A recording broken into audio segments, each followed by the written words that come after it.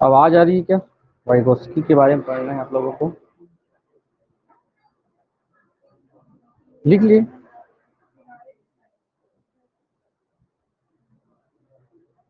Okay.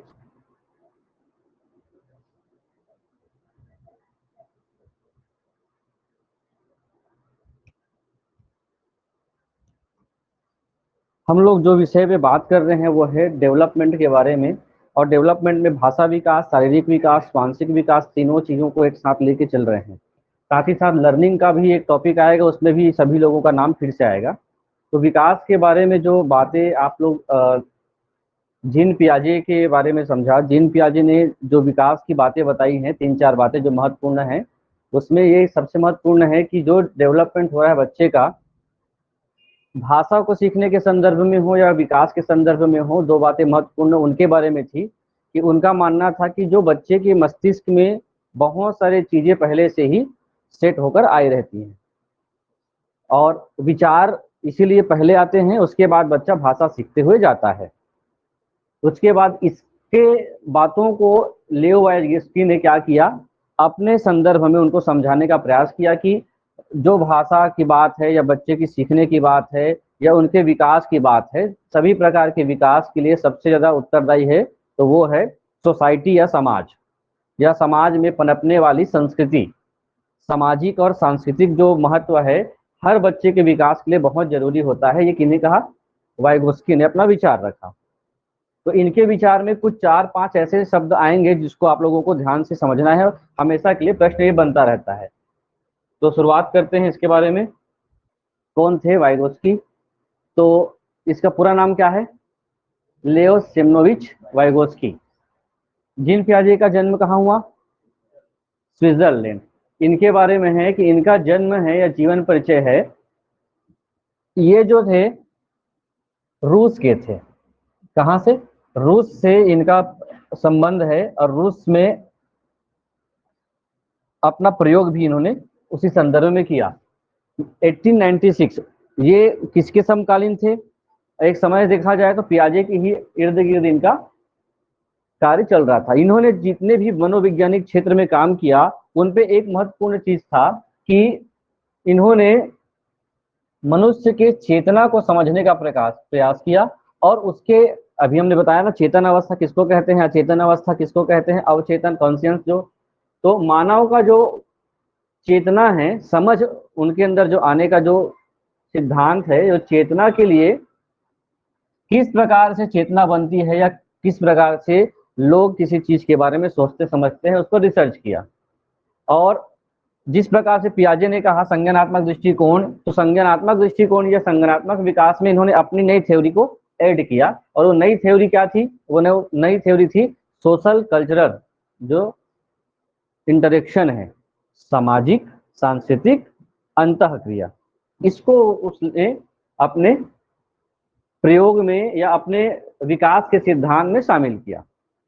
कुछ ऐसे इन्होंने कॉन्सेप्ट दिए हैं जिसको आप लोगों को अभी समझना होगा, बहुत सिंपल तरीके से समझेंगे हम लोग। कौन कौन से थ्योरी दिया है, तो इनको तीन थ्योरी को स्पेशली समझा जाता है। जैसे हमने कहा कि कल्चरल इन्फ्लुएंस ऑफ लर्निंग, सीखने का जो है सांस्कृतिक जो प्रभाव का सिद्धांत है, इन्होंने दिया। इसके बाद एक उन्होंने सबसे महत्वपूर्ण जो चीज दी कि कोई भी बच्चा सीखता जो है या उनके अंदर जो संज्ञान आता है, सीखना हो गया या संज्ञान आना, या उनके अंदर समझ जो आता है, वो स्वयं से नहीं आता, उसके लिए एक डिवाइस या एक चीज काम करता है जिसको हम लोग क्या बोलते हैं? जेडपीडी। इसके बारे में उन्होंने कहा और कहा कि जेडपीडी और एक और शब्द जोड़ा है, स्कैफोल्डिंग। सब लोग इस सभी से परिचित हैं क्योंकि रिविजन जैसे आप लोगों को समझना पड़ेगा कैसे कैसे चीजों को इन्होंने प्रयास किया है अपनी बातों को बताने का। चलिए, जो हम बात कर रहे थे सामाजिक सांस्कृतिक सिद्धांत, उस पर।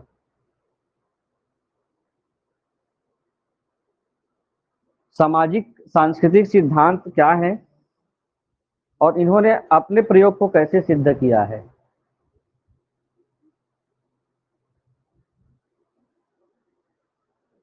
बताना गिनने जैसे होगा तो ठीक है, संभाल लेना।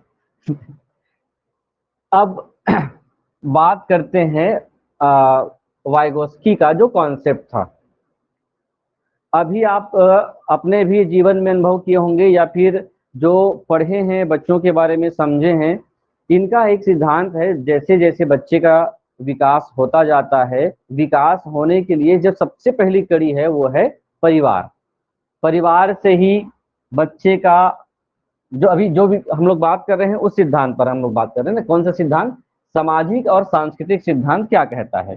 तो सामाजिक सांस्कृतिक सिद्धांत ये कहता है, आप सामाजिक कब होते हैं? हमने देखा है समाजीकरण का सिद्धांत।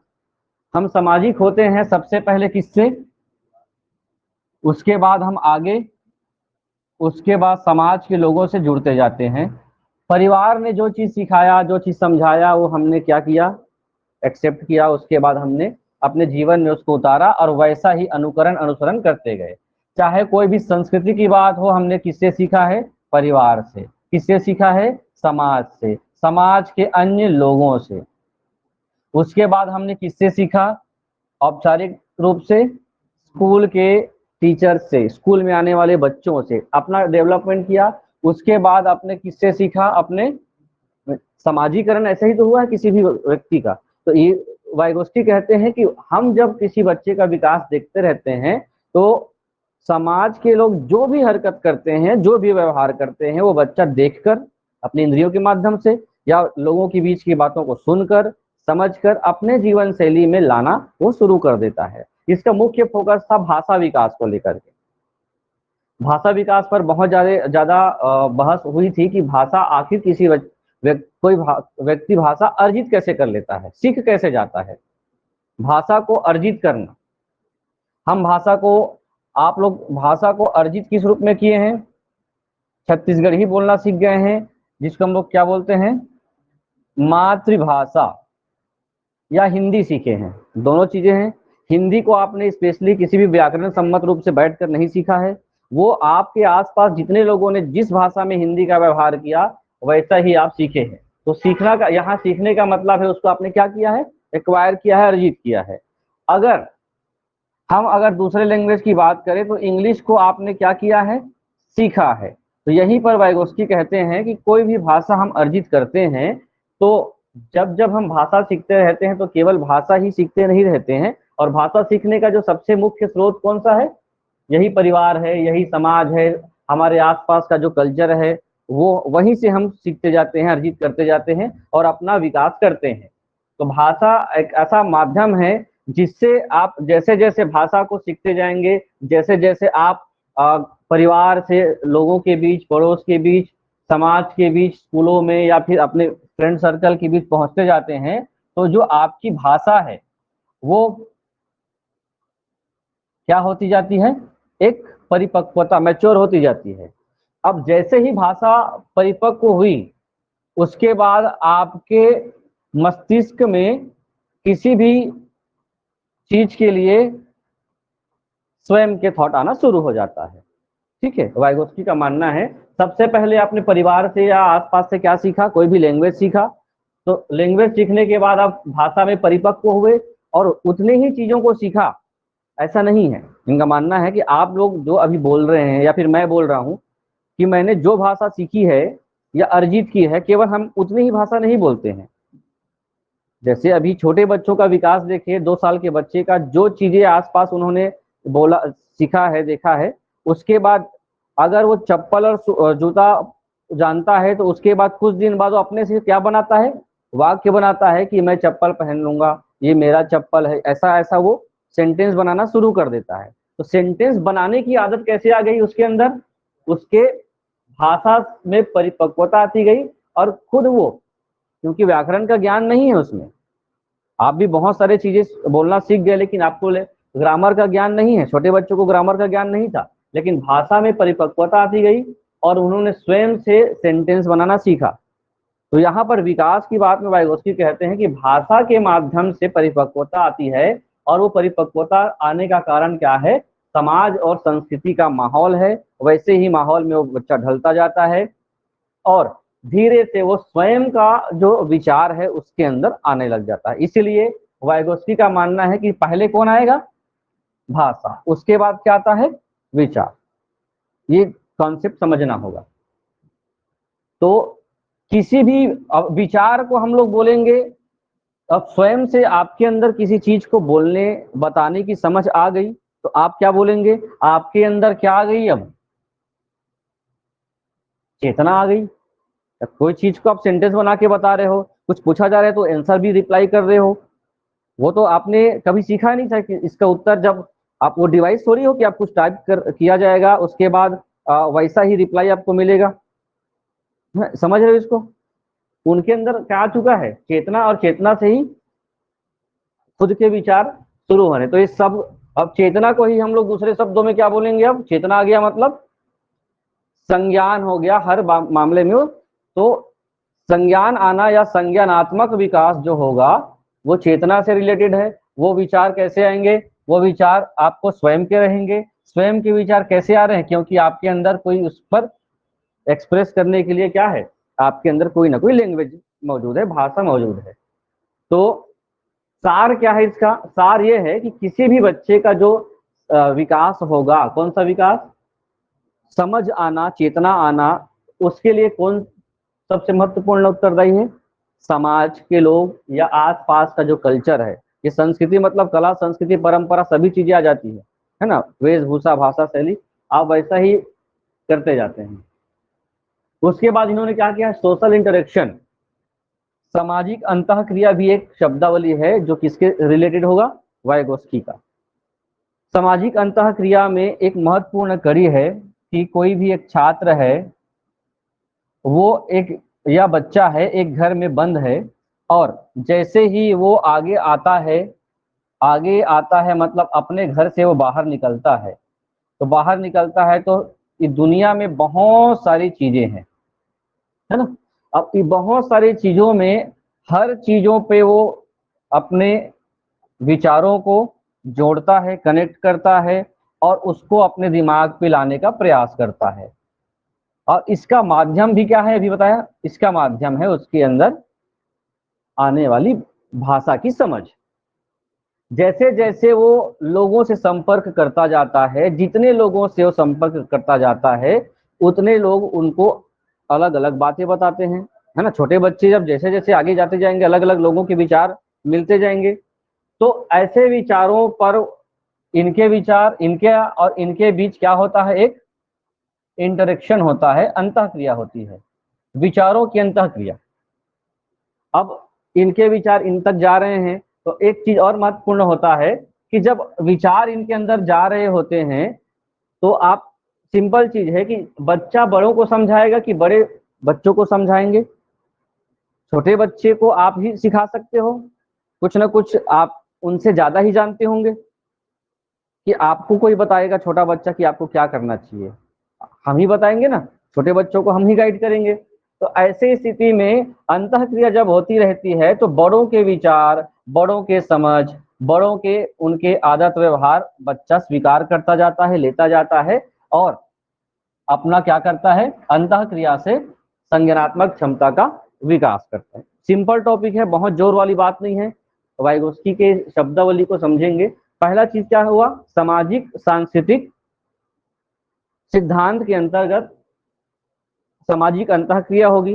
अंतःक्रिया में बच्चे का नॉलेज कैसे बढ़ता जाएगा, अपने से बड़ों से सीख करके, अपने टीचर से सीख करके, अपने घर परिवार में अगर माता पिता है या अपने बड़े हैं, तो अधिकतर बड़े ही छोटे को समझाते हैं।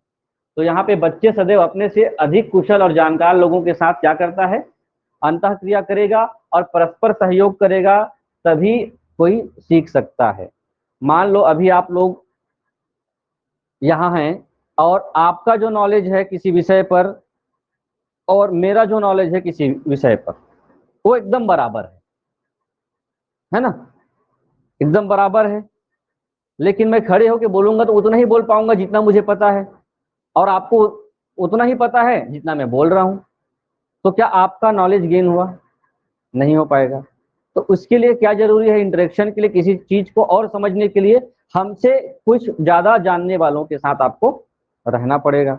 इसलिए भी कहा भी जाता है कि आपकी संगति कैसे होनी चाहिए, अच्छे लोगों के साथ, ज्यादा जानने वाले लोगों के साथ। अगर आप कम जानने वाले लोगों के साथ संगति करोगे तो आपको तो कुछ नहीं मिलेगा, आपका बेनिफिट होगा कुछ नहीं। इसलिए जितने भी लोगों की संगति मानी जाती है, संगति का असर मतलब सोशल इंटरेक्शन।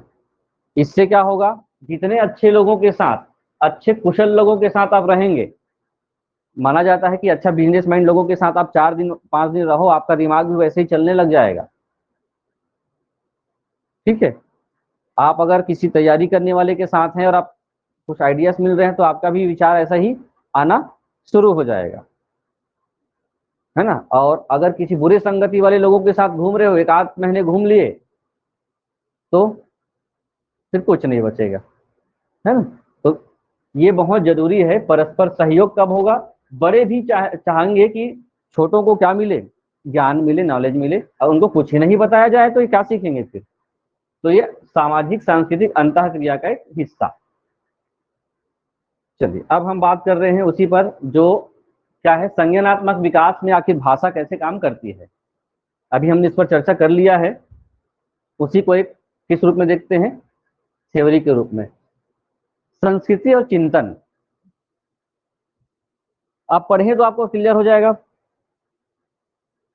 जिस प्रकार से इनका मानना है, भाषा किसी भी संस्कृति और समुदाय से में अलग अलग होती है ना। अलग अलग होती है मतलब अगर अलग क्षेत्र में आप रह रहे हैं, आप बंगाल में रह रहे हैं तो वहाँ का जो लैंग्वेज है, वहाँ का कल्चर अलग होगा, और दक्षिण भारत में रह रहे होंगे तो आपका व्यवहार, आपकी भाषा शैली, आपकी वेशभूषा अलग होगी, है ना। अब इनका मानना है कि जिस क्षेत्र पे आप रहते हैं, जिस भाषा को आप बोलते हैं, जिस व्यवहार या कल्चर में आप होते हैं, उसी के आधार पर आप ढलते हैं, है ना। जैसे वातावरण के संदर्भ में देखिए हम लोग कि जिस एटमॉस्फेयर में किसी बच्चे को छोड़ दिया जाता है वैसा ही वो बन जाता था। भाषा के मामले में भी है कि अगर कोई बच्चा छत्तीसगढ़ का है और वो 2 साल का है, उन्होंने थोड़ी बहुत छत्तीसगढ़ी या हिंदी सीख लिया, लेकिन उनको छोड़ दिया गया कहाँ पे, तमिलनाडु में। ठीक, अब तमिलनाडु में वो तीसरे वर्ष से चौथे वर्ष से तक वो 12 साल तक रहा। तो आप बताइए क्या उस 12 साल के बच्चे में छत्तीसगढ़ी का पूर्ण ज्ञान होगा? वो क्या सीख जाएगा, तमिल सीख ही जाएगा। ये 100% सत्य है कि तमिल वो सीख जाएगा और उस हिसाब से उनका विकास होगा। ठीक है, तो संस्कृति और चिंतन में कि जैसे जैसे आपका भाषा डेवलप होता जाता है, वैसे वैसे आपकी चिंतन या चेतना बढ़ती जाती है, और चेतना बढ़ती जाती है तो आपका संज्ञानात्मक विकास भी होता जाता है। और ये कैसे भिन्न होता है, जिस क्षेत्र पे आप रहते हो, अलग अलग क्षेत्रों में रह रहे हो, वैसे वैसी डिफरेंस वहां पे देखने को मिलेगा। दूसरी बात यह है कि मेंटल प्रोसेस के लिए क्या करता है, आधार तैयार करता है। लैंग्वेज के बारे में है कि भाषा न केवल दूसरे के साथ इंटरेक्शन के लिए आवश्यक है, बल्कि सामाजिक सांस्कृतिक परिवेश में मेंटल प्रोसेस के डेवलपमेंट के लिए भी मुख्य पहलू है। आप मैंने बताया कि तमिल में बच्चा एक गया है 12 साल का, वो आता है वापस छत्तीसगढ़, और छत्तीसगढ़ में अपने माँ और बाप से बात करता है ना। 15-20 मिनट बात करने के बाद उसके माता पिता बस उसको देखते रहते हैं, और उसके माता पिता, माँ बोल रही है कि चलो बैठो खाना खा लो, वो अपने माता पिता को देखते रह रहे हैं। यहाँ पे क्या नहीं हो रहा है, इंटरेक्शन नहीं हो रहा है। रीजन है लैंग्वेज, है ना।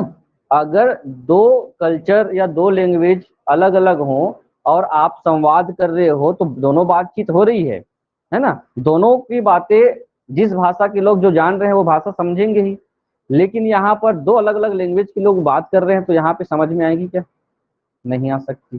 तो यहाँ पर क्या नहीं हो पाएगा, अंतःक्रिया। इसलिए भाषा न केवल दूसरों के साथ इंटरेक्शन के लिए आवश्यक है, बल्कि सोशल और कल्चरल परिवेश में मेंटल प्रोसेस के डेवलपमेंट के लिए भी मुख्य पहलू का काम करता है। आप संवाद कर ही नहीं सकते दूसरे भाषा के साथ। हाँ, दूसरा ये माध्यम हो सकता है कि आपने किसका उपयोग किया, सांकेतिक भाषा का, है ना। अब सांकेतिक भाषा का उपयोग करोगे तो इशारों में ही बात करेंगे, इशारों में बात करेंगे तो वो हमारा एक समय तक चीजें समझ में आएंगी, उसके बाद वो समझ आना बंद हो जाएगा। आप बेसिक नीड को इशारे से बता सकते हो, है ना। छोटे बच्चे बेसिक नीड ही इशारे से बताते हैं। बाकी चीजों के लिए उनके लिए क्या जरूरी है, लैंग्वेज जरूरी है। ठीक, यहाँ पर टीचर के लिए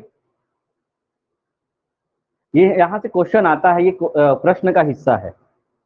अगर एक शिक्षक क्लासरूम में है और बड़े स्तर का वो स्कूल है और वहां पर अलग अलग भाषा के बच्चे, जैसे बस्तर में एक सबसे बड़ी चुनौती होती है भाषा को लेकर के, ठीक है।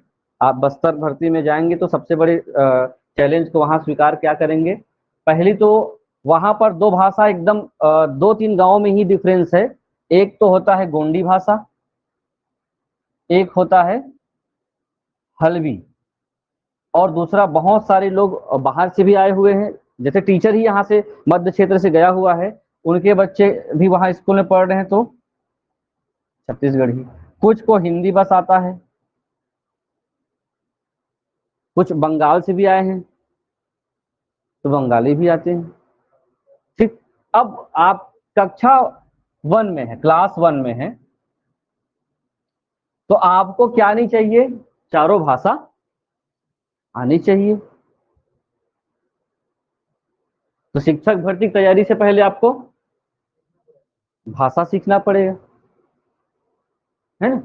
तो एक कक्षा में अलग अलग भाषा या पृष्ठभूमि के बच्चे को दूसरी भाषा में सहजता से ढालने हेतु तो आप क्या करेंगे, ये प्रश्न है। आप खुद भाषा सीखेंगे, ऑप्शन है ये, नहीं बोल रहे, क्यों नहीं सीखोगे। दूसरा कि हम शुरुआत में उनको एक सार्वजनिक भाषा के रूप में ढालने का प्रयास करेंगे कि सभी को एक यूनिवर्सल लैंग्वेज आना चाहिए। करेंगे प्रयास, कर सकते हैं कि नहीं कर सकते, जो सर्वमान्य हो, आगे काम का हो, या फिर वहां सबसे ज्यादा बोली जाने वाली भाषा को ही प्राथमिकता देंगे।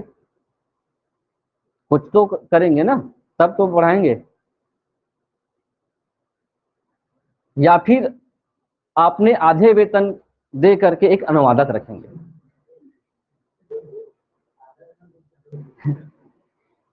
अब 4 भाषाओं के लिए आपको करना है तो देखिए सिंपल चीज है। आप क्या करेंगे, क्योंकि बच्चे जिस उम्र में रह रहे हैं और स्टार्टिंग में जिस स्टेज में है, उनको किसी भी भाषा में स्विच कराना आसान काम है, ठीक है। बड़े बच्चे या आप भाषा को सीख सकते हो, अर्जित अब नहीं कर सकते। आपको तमिलनाडु में भेज दिया जाए, आपको 2 साल 4 साल 5 साल 15 साल भी रख दिया जाए अब, तो आप तमिल नहीं सीख सकते। अंग्रेजी तो सीख जाओ, पहले तो रोज पढ़ रहे हो, है ना, वो भी नहीं सीख पा रहे क्योंकि हम भाषा को सीख रहे हैं। लेकिन बचपन से ही अगर हम लोग अमेरिका में रहते, इंग्लैंड में रहते, तो आप इंग्लिश बोलते यहाँ के, है ना, तो दूसरे लोग भी नहीं समझते। तो ये बात समझ में आ गई है कि शिक्षक को किसी भी एक थ्योरी का एक नॉलेज होना चाहिए कि हम बच्चों को कैसे हैंडल कर सकते हैं अलग अलग भाषाओं को। हम बच्चे की भाषा समझ नहीं आ रही है तो हम दूसरे माध्यम से सीखने समझने का प्रयास कर सकते हैं। उसको उनकी भाषा शिक्षक को समझ नहीं आ रही तो नजरअंदाज नहीं कर सकती, इसको हटाओ, बाहर बैठा दो या साइड में रख दो, कोने में बैठा दो, जो भी बात समझ नहीं आ रही, तो ऐसा नहीं है। सबको ध्यान दे करके आपको तैयारी करना पड़ेगा। चलिए, आखिर एक शब्द आता है ना रचनावाद को लेकर के, ये भी ध्यान दीजिए।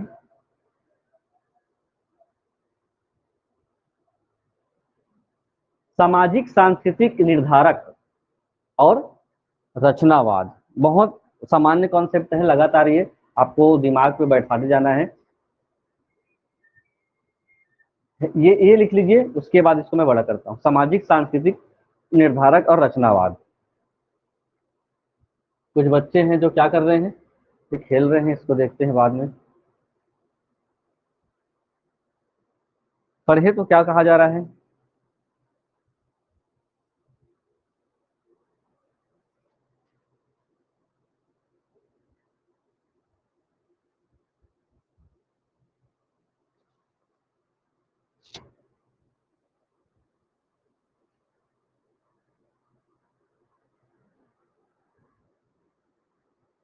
पहला जो पॉइंट है वो कह रहा है जो संस्कृति है, हमारी जो कल्चर है, वो किसी भी इंटरेक्शन के लिए, किसी भी अंतः क्रिया के लिए, या फिर भाषा विकास के लिए, या किसी भी डेवलपमेंट के लिए संस्कृति एक मुख्य निर्धारक का काम करती है। कैसे काम करती है, क्योंकि हमारे यहाँ पर संस्कृति के अंतर्गत आती है।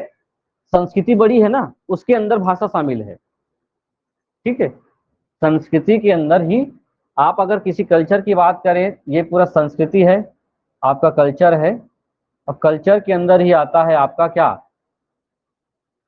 संस्कृति। होता क्या है बताइए, संस्कृति क्या है? कल्चर किसको कहते हैं? कल्चर का जो मुख्य मोटिव क्या है, या उसका मेन अर्थ क्या है कल्चर का?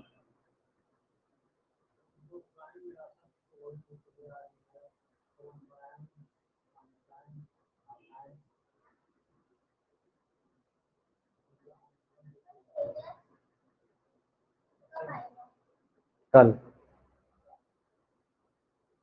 संस्कृति का तात्पर्य है जो वही है कि हम जिस क्षेत्र में रहते हैं, संस्कृति का सबसे प्रमुख है क्षेत्र। किसी आप क्षेत्र पे रह रहे हो तो वहां आप देखेंगे कि उस क्षेत्र में कोई ना कोई अलग भाषा हम बोल रहे हैं, वहां की वेशभूषा भी अलग होगी, वहां पे रीति रिवाज अलग होंगे,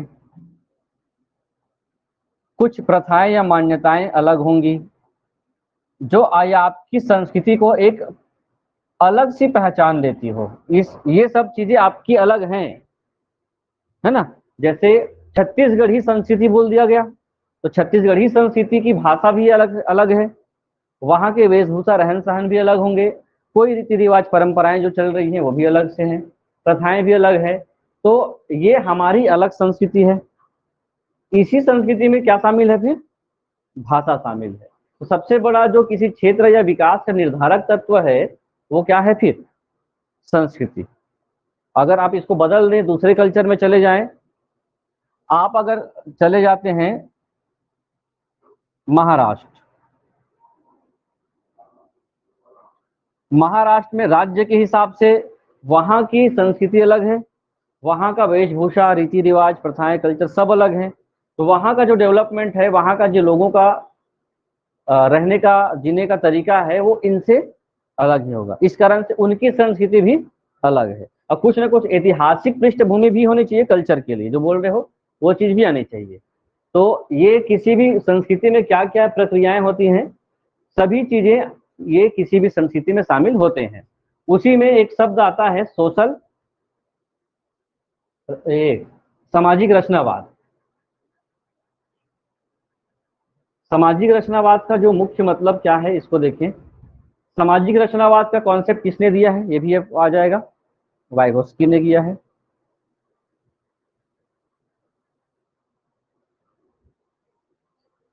यहाँ पर जो लाइन लिखी गई है बहुत आसान शब्दों में, कि कोई भी बच्चा अगर सोशल होता जाता है, अपने घर परिवार से जैसे ही बाहर निकला, तो बाहर निकलता है तो अपने मित्र मंडली के साथ वो सामाजिक होता है, समझ चुके हैं।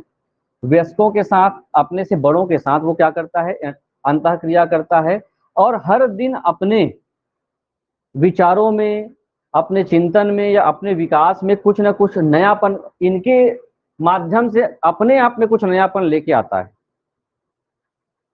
तो वो क्या करता है, सामाजिक रचनावाद उनको कहा जाएगा। समाज के ताने बाने में भविष्य में इनका भी योगदान उतना ही होगा जितना योगदान बाकी लोगों का है। तो समाज को अच्छे से बनाए रखने के लिए हम क्या कर सकते हैं, साथ ही वयस्कों के साथ अंतःक्रिया कर सकते हैं और आगे अपना विकास कर सकते हैं। होगा किससे? वयस्कों के साथ, या अपने बड़ों के साथ, अपने साथियों के साथ। चलो, वाइगोस्की के 3 महत्वपूर्ण कॉन्सेप्ट जो हैं वो ध्यान दीजिए। यहां से आपके 2 नंबर तय हैं। हेडिंग क्या है? सिद्धांतों के तत्व। वाइगोस्की ने अपना जो सामाजिक सांस्कृतिक सिद्धांत दिया है उसमें 3 तत्वों की बात की है। और 3 तत्व क्या हैं, ये इसको आप और फुल फॉर्म और शॉर्ट फॉर्म दोनों लिखें। पहली बात की गई है MKO, जल्दी से देखें इसको।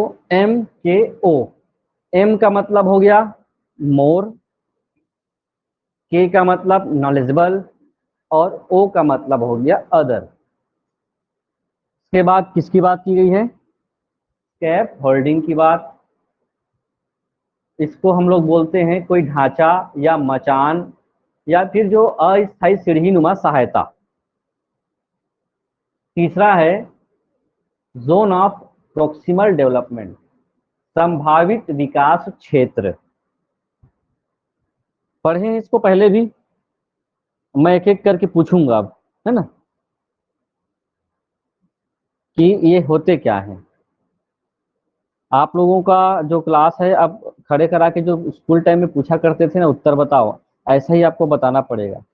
तब आप इनसे कनेक्ट होंगे और कुछ तो पढ़ के आएंगे, या आप पढ़ा जा रहा है उसको समझेंगे ना। बताओ जी सचिव जी, तो MKO बता दो। कहाँ मोर बोला? मोर नीचे हिंदी में भी लिखा है, आप जो समझ रहे हो वही बात है कि हम अपना विकास करेंगे तो सबसे बड़ी जो महत्वपूर्ण चीज होती है कि हम किसके संगत में रहें, अपने से। बस वही है, ये बहुत बड़ा कॉन्सेप्ट नहीं है ये, कि जब भी हम अपना सामाजिक विकास करना चाहें, सांस्कृतिक विकास करना चाहेंगे, भाषा सीखना चाहेंगे, आपका ज्ञान कैसे बढ़ेगा? आपसे ज्यादा जानने वालों के साथ ही संगति में बढ़ेगा। ठीक है। दूसरा जो कॉन्सेप्ट क्या है? Scaffolding. इमेज जो साइड में एक चिन्ह दिख रहा होगा सीढ़ी जैसे, है ना, तो स्केप होल्डिंग का मतलब है कई बार कोई भी व्यक्ति किसी चीज को सीखने के लिए बहुत प्रयास कर रहा होता है, बहुत प्रयास कर रहा होता है, लेकिन वो अकेला घर में गणित बना रहा है मान लो, और वो बहुत कोशिश कर रहा है गणित बनाने का, और वो बनाते बनाते ये बार बार ऐसा लिख रहा है ना, और उसके बाद आगे का आंसर उसका नहीं आ पा रहा है। उस समय पर क्या हो गया, कोई परिवार का मेंबर आया और देखा कि ये 6 और 4 कितने होते हैं, तो होना चाहिए 10, तुम क्या लिख रहे हो बार बार? 11। तो यहीं पर उनका कॉन्सेप्ट ये हो गया कि अच्छा ये 10 था, तब जा करके वो बहुत तेजी से वो क्या कर लिया। तो इस समय उनको कोई ना कोई किसकी मदद पड़ी आगे बढ़ाने के लिए? एक हेल्पर, है ना। एक चोर था और चोरी करने के लिए, मान लो यही घर है, बाहर खड़ा हुआ था और पर्दे से आने का प्रयास कर रहा था। पर्दा में वो चढ़ने का लगातार प्रयास कर रहा था, लगातार प्रयास कर रहा था, फिर भी वो चढ़ नहीं पा रहा था। बीच से युगल पहुंचा और उन्होंने क्या किया, उसको थोड़ा सा कर दिया। उसके बाद क्या हुआ, वो अपना काम में सफल हो गया। तो वो जो व्यक्ति है जिन्होंने क्या किया, थोड़ा से काम के लिए उनको हेल्प किया है, वो काम कहलाता है स्टेक होल्डिंग। चाहे वो किसी भी विकास के बारे में हो, अगर बच्चे को सहायता की आवश्यकता है और उसको थोड़ा सा भी सहायता मिल जाए और वो अपना डेवलपमेंट कर ले, तो ऐसे चीजों को हम लोग क्या बोलते हैं? मचान या स्केप होल्डिंग। उसके बाद ये कॉन्सेप्ट है ZPD, zone of proximal development. ये क्या होता है? हाँ,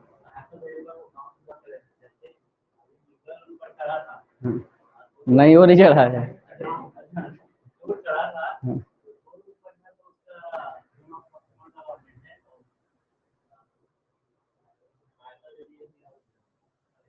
हाँ, इसका ये मतलब होता है कि हम जिस क्षेत्र में डेवलपमेंट करना चाह रहे होते हैं, जो विकास अभी सभी का एक्सप्लेन और होगा, ये हमारा एक एरिया है, विकास का क्षेत्र है ना। हमारा एरिया यहीं तक है कि हम डेवलपमेंट कर सकते हैं, लेकिन यहाँ पर कोई ऐसे व्यक्ति बैठे हुए हैं जो किस रूप में काम कर सकते हैं। अब यहाँ से आपको मदद मिले तो आपका डेवलपमेंट का क्षेत्र क्या हो गया, फिर से बढ़ गया। फिर से यहाँ पे कोई है आपकी मदद करने का, तो आपका, तो जैसे जैसे यहाँ पर MKOs उपलब्ध रहेंगे, वैसे वैसे आपका डेवलपमेंट का क्षेत्र बढ़ता जाएगा। तो इसके लिए किसी भी विकास के लिए आपको थोड़ा आगे बढ़ाने के लिए इसकी भी आवश्यकता पड़ेगी, और अपने विकास के लिए जितना ज्यादा एरिया MKOs के उसके एरिया में आते जाएंगे, वैसे वैसे आपका विकास का क्षेत्र बढ़ता जाएगा। ठीक है, सिंपल ये इसका कॉन्सेप्ट है। चलिए देखते हैं एम के ओस।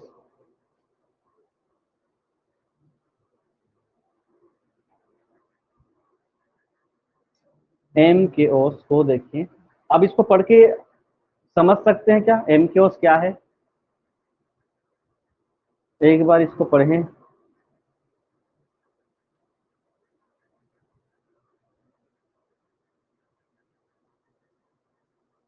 अभी जो हमने चर्चा किया है उससे कुछ अलग कॉन्सेप्ट है कि वही है? एमक्यूज का आशय हो गया एक ऐसा व्यक्ति जो सीखने वाले व्यक्ति की तुलना में किसी भी विषय के बारे में अधिक ज्ञान रखता हो, ज्यादा अनुभव रखता हो, या उसके पास कुछ ऐसा स्किल हो जो आपके पास नहीं है। तो आप उसके संगति में आएंगे तो आपके अंदर उनका ज्ञान, उनका एक्सपीरियंस और उनका जो स्किल है आपके ऊपर आ सकता है संगति में। तो जब सीखने वाले को ऐसा सक्षम व्यक्ति मिलता है, लर्नर को या कम जानने वाले को, तो अपना जो विकास है उसी स्तर पे ही करना शुरू कर देता है। अगर आप अभी जो है मान के चलो 20 to 25 एज के हिसाब से आप सभी बैठे हुए हैं, और आप अगर 40 साल के व्यक्ति के साथ आप लगातार समय दे रहे हैं, उनका ज्ञान, उनका अनुभव, उनका कौशल सीख रहे हैं, तो आपका नॉलेज किस लेवल तक चला जाएगा? 40 तक। अगर 60 वर्ष के लोगों के साथ आपका उठना बैठना है तो 60 साल के व्यक्ति के जैसे विचार आपके अंदर आने लग जाएंगे, है ना? होगा कि नहीं होगा? ये अपने 60 साल का ज्ञान, अपना अनुभव, अपना कौशल बताएगा तो आप क्या हो सकते हैं? आपका एक्सपीरियंस सीधा 60 साल का हो जाएगा, है ना? और आप जब 60 साल के होंगे तो आपका एक्सपीरियंस कितने साल का हो जाएगा मान लो। तो कितना आवश्यक है आपको एमकेओ की और उनके नॉलेज की? तो एक अबोध बालक के लिए एक सुशिक्षित टीचर जिसके अंदर क्या है, किसी भी चीज का बताने के लिए ज्ञान का भंडार है, वो आपके लिए किसकी भूमिका निभाता है? एमकेओ की भूमिका निभाता है। ठीक है, चलिए अब सुनो सुनो ना। इसी को देखिए, बुद्धि का जो सापेक्ष लेवल है, आप सुनो, निकाल अभी मैंने इस बात को कहा कि अगर आप 60 साल के अनुभव के व्यक्ति के साथ बैठकर ज्ञान लेते हैं, उनके साथ समय बिताते हैं, उसका नॉलेज, यदि आप जो सीखने वाला है, सिखाने वाला है, स्टार्टिंग में ना देना बहुत सारा दिखाओ दोनों की स्टार्टिंग उम्र की बात नहीं, दोनों का जो ज्ञान है या समझ है, जहाँ बुद्धि होगा ना, दोनों सेम बुद्धि वाले हैं, उनकी समझ और आपकी समझ सेम है, तो आप सीखेंगे क्या? है ना? आपका नॉलेज और उनका नॉलेज क्या है? एक्स बराबर वाई हो जाएगा, है ना? दोनों के तो आपके अंदर और नए नए विचार नहीं आ पाएंगे, उनका सोच विचार आपके अंदर नहीं आ पाएगा। तो यही बात है कि बुद्धि का जो स्तर है सापेक्ष नहीं होना चाहिए।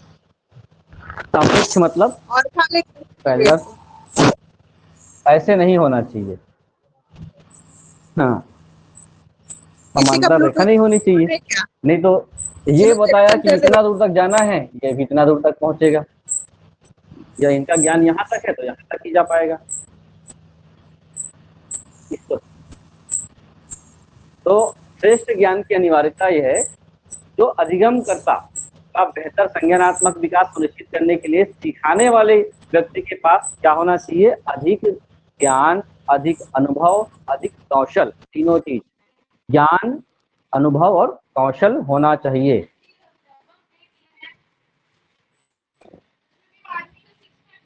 ठीक, तो इसी को वाइगोस्की ने क्या कहा है? MKO, more knowledgeable others.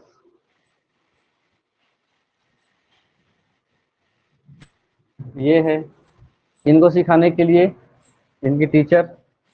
अब दोनों का नॉलेज तो अलग अलग होगा ही। हाँ, ये क्या हो गया?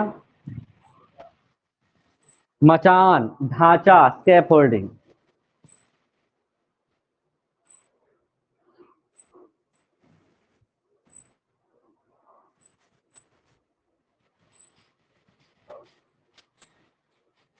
चलिए क्या बातें कही जा रही है इसमें, यहाँ पर इसको पढ़ें, उसके बाद आपको जहाँ पर भी समझ नहीं आ रहा है फिर इसको देखिए। मचान या ढांचा, या हम छत्तीसगढ़ी भाषा में कहते हैं पलांदी देना, है ना।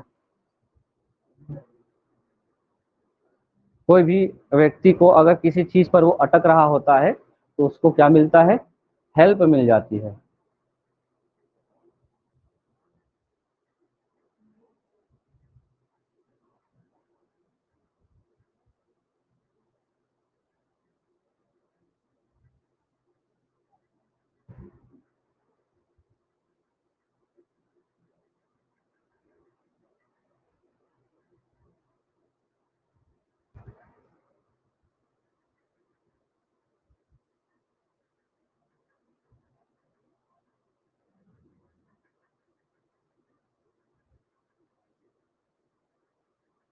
क्लियर है। स्केप होल्डिंग का मतलब हो गया कि ऐसा कोई व्यक्ति जो आपको किसी भी चीज को सीखने में क्या करता है, मदद करता है।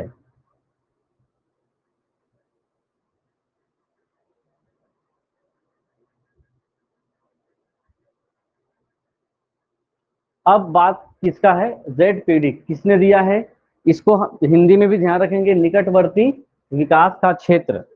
ये भी सबसे ज्यादा आपके लिए महत्वपूर्ण है कि इसमें होता क्या है।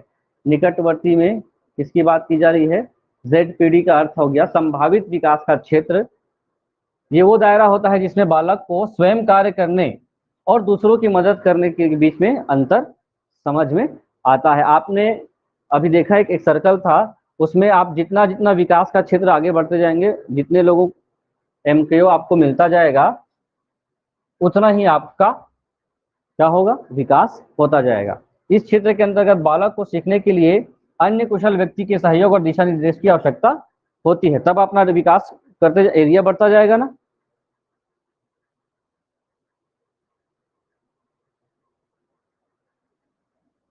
ये एक जोन है, इस जोन तक आपका डेवलपमेंट हो गया है और आगे आप विकास करना चाहते हैं तो यहाँ पर कोई ना कोई आपको किसकी आवश्यकता पड़ेगी, MKO की, जो जो जिसका नॉलेज इतना होगा।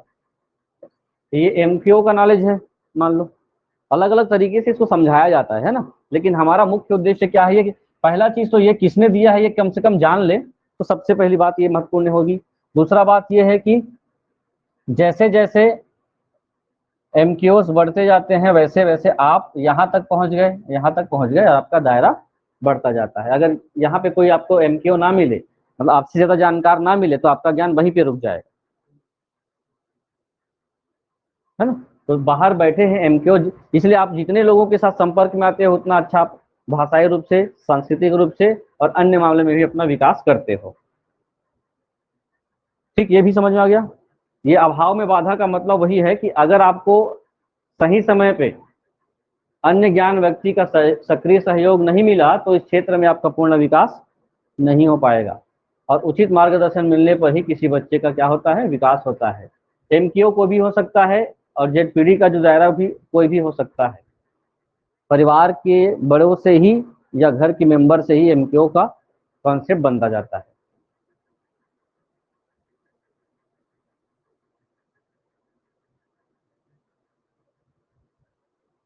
इसको देखिए, पढ़ पा रहे हैं क्या, परिजनों का सहयोग। अब आपके लिए ZPD का दायरा कहां तक चला गया, परिवार में। परिवार के लोग या आपके मित्र हैं या परिजन हैं, उनके माध्यम से आपको कठिन समस्याओं का क्या मिलता है, सॉल्यूशन मिलता है। उसके साथ साथ आपके अंदर भी भाषा की समझ आ गई है तो आपके अंदर भी नई नए विचार और नई जिज्ञासाएं आएंगी, और जैसे जैसे नई जिज्ञासाएं नए विचार आएंगे तो आप क्या करते जाओगे, उनको एक्सेप्ट करते जाओगे, दूसरों के विचारों को, और अपना डेवलपमेंट करते जाओगे। जैसे एग्जाम्पल पढ़ेंगे, बालक बिना स्कूल गए काफी ज्ञान घर पर ही सीख लेता है ना। छोटे बच्चे स्कूल नहीं गए हैं तब भी बहुत सारी चीज जानता है, लेकिन जिन जटिल बिंदुओं में समस्या आती है उनके समाधान हेतु तो वह अध्यापक और मित्रों की सहायता लेता है। खुद करने में सक्षम नहीं है, लेकिन जैसे उनको मदद मिलती है उनका ज्ञान ज्यादा होगा, तो उनका जो विकास का दायरा है, समझने का दायरा, वो क्या है, बढ़ गया। और फिर जितना वो लोगों के साथ संपर्क में आता जाएगा समस्या समाधान के लिए, अब वो जैसे ही उस चीज को सीख गया, मतलब उसका जब वैसा ही प्रॉब्लम भविष्य में और कभी आएगा तो उसको अब आवश्यकता नहीं होगी, वो उसको हैंडल कर लेगा। ठीक है, हाँ ना, हाँ कुछ बताएंगे तो मैं आगे बढ़ूं। ये दो व्यक्ति थे, दोनों की विचारधाराओं को आप थोड़ा सा समझिए कि दोनों ने क्या क्या कहा है। अभी वाइगोस्की के बारे में पढ़े और हमने इससे पहले पियाजे के बारे में पढ़ा था। पियाजे और वाइगोस्की के कुछ बेस आधार के हिसाब से दोनों में अंतर समझिए। डेवलपमेंट का आधार है कि कोई भी बच्चे का विकास, वाइगोस्की कहते हैं, किसके कॉन्टेक्ट में आने से होता है, समाज और संस्कृति के हिसाब से होता है, उसी के माध्यम से बच्चे का विकास होगा। वाइगोस्की के विचार को पियाजे ने क्या किया था, अलग विचारधारा इन्होंने दिया था। इनका मानना था कि बालक की जो आयु है, हमने देखा अवस्था के हिसाब से विकास होता है, तो आयु और जैविक परिपक्वता का आशय है कि इन्होंने एक सुविकसित मस्तिष्क की विचारधारा दी थी, और विचार पहले आते हैं उसके बाद भाषा सीखा जाता है, ऐसा इनको माना गया।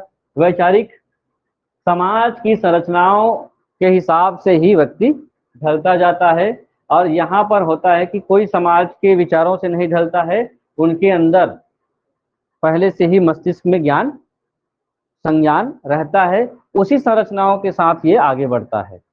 ये समाज की संरचनाओं के साथ, तो ये दोनों शब्द है महत्वपूर्ण है, सामाजिक संरचनावाद इस पर और संज्ञानात्मक संरचनावाद पियाजे को लेकर। इनका मानना है कि अगर कोई छात्र या बच्चा अपने सीखने के दौरान आगे बढ़ता जा रहा है, तो आगे बढ़ने के लिए उसको मदद के लिए किसकी आवश्यकता होगी, मार्गदर्शक की आवश्यकता होगी, या समाज के लोगों के सहयोग की आवश्यकता, अभी देख रहे हैं। लेकिन पियाजे ने कहा ऐसा नहीं है, बालक को उसके अंदर खुद में क्या होता है, आत्म सक्रियता होती है, वो जितना ग्रहण करता जाएगा उतना उसका विकास होता जाएगा। इनके लिए भाषा और विचार के मामले में इन्होंने कहा है कि पहले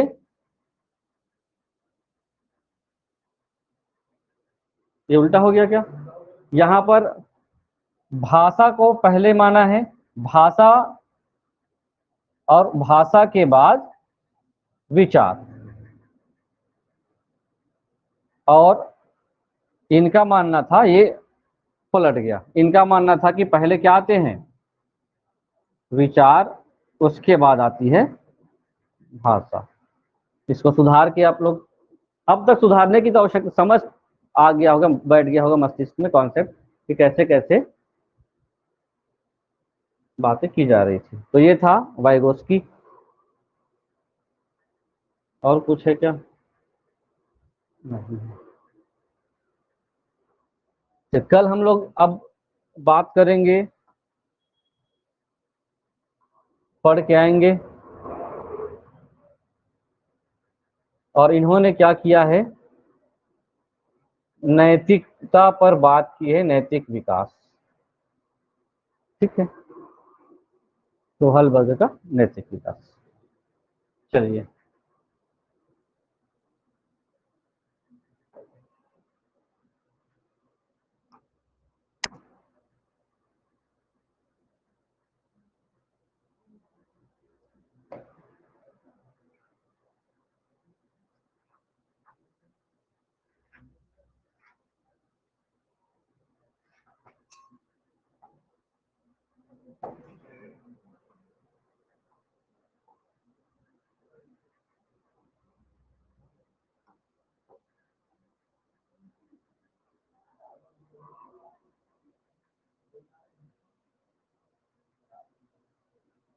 आज नया टॉपिक है ट्रायंगल और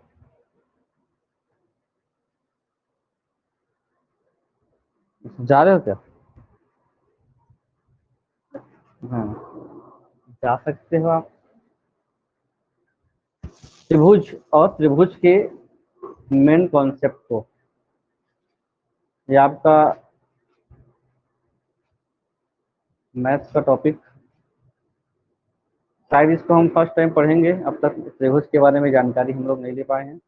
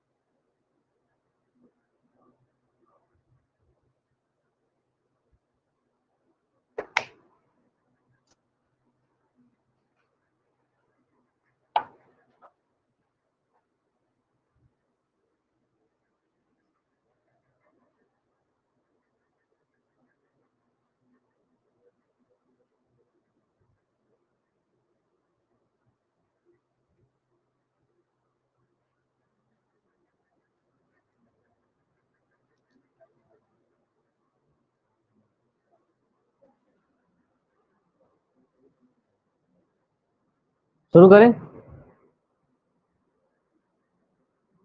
अब तक आपने जो पढ़ा है रेखाखंड और कोण के बारे में हम लोग अभी 2-3 दिन से डिस्कस कर रहे थे। आज हम बात करेंगे त्रिभुज के बारे में। अब मैं पूरा इसका डिटेल लिखूंगा क्योंकि क्वेश्चंस इसके नियमों पर भी बन सकते हैं, इनके तरीकों, अभी जैसे अब कल टेस्ट में कुछ ऐसे सेक्शन थे जो आप लोगों का क्वेश्चन से ज्यादा कॉन्सेप्ट पे भी था। तो त्रिभुज किसको कहते हैं इसको देखिए। इनके शब्दावली पर भी आपको काम करने पड़ेंगे। ये जो लाइन खींची गई है, मैंने बोल दिया लाइन खींची गई मतलब लाइन है वो, है ना। तो 1 2 3 लाइन को हिंदी में क्या बोलेंगे? रेखा। कितनी रेखाओं से? 3 रेखाओं से बना आकृति क्या कहलाएगा? त्रिभुज। कितनी रेखाओं से? 3 रेखाएं चाहिए। अब इनको हम अगर नाम देते हैं, क्या नाम दे दिए? ए बी सी।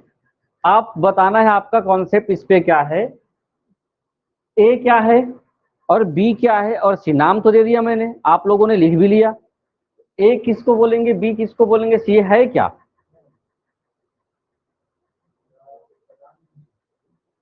हम अगर 3 अलग अलग रेखा खींचते हैं, 1 रेखा 2 रेखा 3 रेखा, ये हो गया रेखा A B, Rekha B C और रेखा ए सी। 3 रेखा है। 3 रेखाओं को मैंने इस प्रकार से सेट किया, ठीक। तो वहां पे एक नई आकृति बनी, 3 एंगल बने। कितने एंगल बन गए? 3। यहां पर एक एंगल बना, यहां पर एक एंगल बना, यहां पर एक एंगल बना। तो ये हो गया angle A, angle B, angle C, ठीक। अब कैसे इसको हम लोग समझ रहे हैं, देखिए। ए बी एक क्या है? रेखा है। बी सी भी एक रेखा है। ए सी भी एक रेखा है। 3 रेखाओं से बनी आकृति क्या कहलाई? अब देखिए, जब 3 रेखाएं आपस में क्या हो गई? बन गई है, तो इनको हम अपने भाषा में या इस त्रिभुज की भाषा में कहते हैं, क्या कहते हैं? साइड। और हम अपनी भाषा में हिंदी में कहते हैं भुजा। तो अब इस रेखा को हम लोग क्या बोल सकते हैं? रेखा ना बोल करके भुजा बोल दें। तो त्रिभुज में कितनी भुजाएं? आप बोलते हैं भुजाएं बोलते हैं। 3 साइड हैं और 1 साइड, 2 साइड, 3 साइड। तो कोई भी डेफिनेशन जब त्रिभुज का बोला जाता है तो 3 रेखाओं से बनी आकृति बोला जाता है, ना कि 3 भुजाओं से बना। वो बाद में उसका हम लोग नामकरण करते हैं। तो भुजा हो गया और कोण हो गया, ठीक है, क्लियर है। 2 शब्दावली आ रही है, कोण ए, कोण बी, कोण सी। तो एक त्रिभुज में क्या मिलेगा आपको? 3 कोण और क्या मिलेगा? 3 भुजा, ठीक। तीन कोण तीन भुजा। लेकिन यहीं तक आपका त्रिभुज सीमित नहीं है ना। अब यहीं तक सीमित नहीं है, उसको कैसे समझेंगे? ये तो हो गया कोण, और भुजा को कैसे, इसको सब लिखते जाएंगे ना। तीन कोण में, इसको मैं ऐसा करता हूं, तीन कोण हो गया, आप अच्छे से साफ सुथरा लिखेंगे। आपको क्या मिला है? तीन एंगल मिला है, तीन कोण हो गया, कोण ए, कोण बी और कोण सी। और तीन भुजा मिली, तीन साइड मिले, कौन कौन से? भुजा ए बी, बी सी, ए सी, ऐसा ही लिखा मिलता है ना। तो ये हो गया ए बी एक भुजा है, ए सी भी एक भुजा है, बी और सी भी एक भुजा है। अभी मैंने बताया यहीं तक सीमित नहीं है। जब हम त्रिभुज को अलग अलग प्रकारों में समझने का प्रयास करते हैं तो प्रकारों में इनका दो प्रकार से इनका विभाजन होता है। किसके आधार पर? एक उनके भुजाओं के आधार पर। ठीक है, अभी जो आप लोग इमेज देख रहे होंगे, तीनों की भुजाएं लगभग लगभग बराबर मिल रही है, सेम दिख रहा होगा। ठीक है, उसके बाद इस भुजा को आप लोगों ने, इस भुजा, भुजा मतलब हाथ होता है ना। तो हाथ को आप लोग एक और शब्द बोलते हो, बाहु। जिसके बाहु में बहुत ज्यादा ताकत हो उसको बोलते हैं बाहुबली। तो बाहु का मतलब हाथ, हाथ का मतलब भुजा, और भुजा का मतलब साइड। तो भुजा के आधार पर या फिर बाहु के आधार पर, बाहु या भुजा एक ही है। तो अभी आप लोगों ने इसको इमेज देख रहे होंगे, ये जो ये बना हुआ है, तीन जो भुजा है, तीन बाहु है। अगर तीनों बाहु बराबर बराबर हो, बस आप बताते जाइए, समझते जाइएगा। यहां से यहां तक की दूरी, यहां से यहां तक की दूरी, और यहां से यहां तक की दूरी, तीनों जो साइड हैं, तीनों भुजा हैं, वो बराबर बराबर हो। तो जब तीन बराबर बराबर भुजा होती है और एक त्रिभुज का निर्माण करते हैं तो समबाहु होता है। क्या होगा? समान बाहु, समान साइड वाले। ठीक है, अगर इनकी एक भुजा और दूसरी भुजा, दो भुजाएं बराबर हो और तीसरी भुजा अलग हो, ये 10 है, ये 10 है और ये 15 हो, तो हम उस त्रिभुज को क्या नाम देंगे? दो भुजाएं समान हैं तो समद्विबाहु। अगर ये 10, ये 15, ये 12 तीनों अलग अलग हैं तो उसकी भुजाएं अलग हैं। सम नहीं है तो क्या है? विषम है। तो विषम बाहु त्रिभुज। बहुत जानते हो आपने। किसके आधार पर हो गया? ठीक, कभी कभी अभी सबका एक एक लिखूंगा ना उदाहरण, और उसका सूत्र है कि आपको इसमें क्या क्या चीजें निकालनी होगी। दूसरा जो होता है, कोई त्रिभुज क्या होता है, किसी एंगल पर वो डिपेंड होता है, और उस एंगल के हिसाब से तीनों एंगल, और एक चीज आप लोगों को पता होगा, तीनों जो एंगल हैं या कोण हैं त्रिभुज के, तीन कोणों का योग कितना होता है? 180 डिग्री होता है। ठीक है, कितना होता है? 180 अंश होता है। कहने का मतलब है कि तीनों रेखाओं को हम ऐसे खोल दें और ऐसे लाइन से एक रेखा बनाएं तो सरल कोण का निर्माण करेगा एंगल के मामले में। ठीक है, समझ में आ रहा है क्या? सरल, अगर ये 20 है, ये 50 है ना, तो जो बचा हुआ है 180 में माइनस करके निकालना पड़ेगा, तो जो उतना ही होगा वो। ऐसे मामले में, कोणों के मामले में भी तीन प्रकार से, चार प्रकार के कोण होंगे, तीन प्रकार के। जहां पर तीन कोणों में एक कोण का मान 90 अंश हो, ठीक है, तो आपने कोण पढ़ा, जिस कोण का मान 90 अंश होता है उसको हम लोग क्या बोलते हैं? Right angle. तो वही, या समकोण। तो समकोण एक होता है, समकोण के आधार पर त्रिभुज। तो समकोण त्रिभुज वो ऐसा हो गया, यहां पर एक कोण बना कितने अंश का, 90 अंश का, तो हम लोग बोलेंगे समकोण त्रिभुज। अब या तो 90 से ज्यादा है और 90 से कम है, जो 90 से कम है वो न्यून कोण कहलाता है, तो ऐसे त्रिभुज क्या कहलाएंगे, न्यून कोण त्रिभुज। ऐसे कोण जो 90 से ज्यादा हैं क्या कोण कहलाएंगे, अधिक कोण त्रिभुज। अधिक कोण बस नहीं बोलना है, हम पढ़ रहे हैं त्रिभुज, तो अधिक कोण त्रिभुज। हमने न्यून कोण समकोण पहले से लिख लिए हैं, उस पर अब त्रिभुज बनेंगे। हमने जब पढ़ा है तो हमने एंगल ऐसा ही बनाया है, उसके ऊपर ऐसे 3 भुजाएं नहीं बनाई हैं, 2 ही भुजाएं बनाई हैं। 2 भुजाओं से मिलकर बनने वाला जो आकृति होता है उसको कोण कहते हैं। परिभाषा याद रखेंगे, लिखे हो ना, कोण की परिभाषा। कोण में कितने रेखाएं चाहिए होती हैं, 2, और जैसे 3 रेखा हो गया और तीनों आपस में कनेक्ट हैं वो हो गया त्रिभुज। चलिए अब लिखेंगे पहले त्रिभुज की परिभाषा।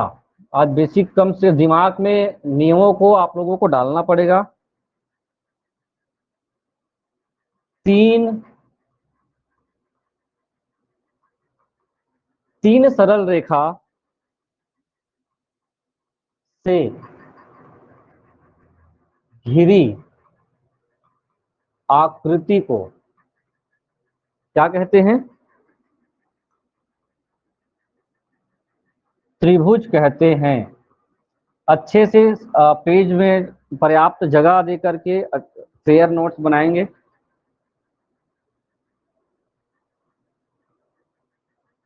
इनकी 3 भुजाएं, भुजाएं मतलब साइड, और 3 कोण होते हैं।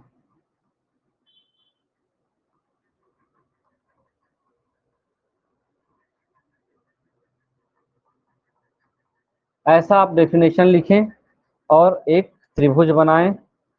त्रिभुज में तीनों जगह पर कोण बनाएं और कोणों का नाम लिखे, कोण ए, कोण बी, कोण सी।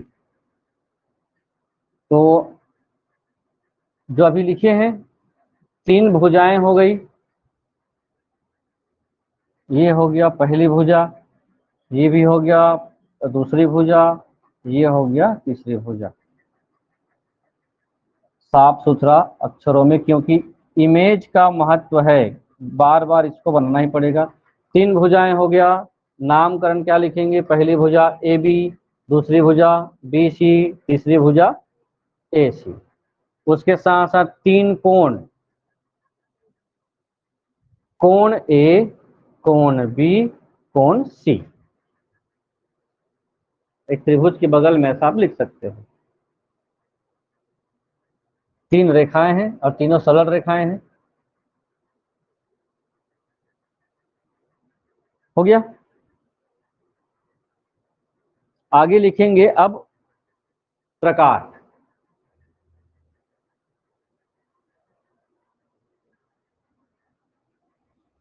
प्रकार में लिखें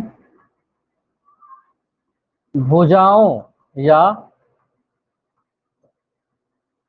साइड्स के आधार पर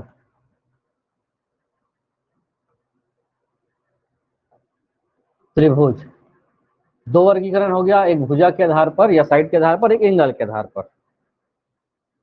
तो इसके आधार पर होता है 3। कितना हो गया, 3 होता है। एक होता है समबाहु, एक होता है समद्विबाहु, और एक हो जाएगा विषमबाहु।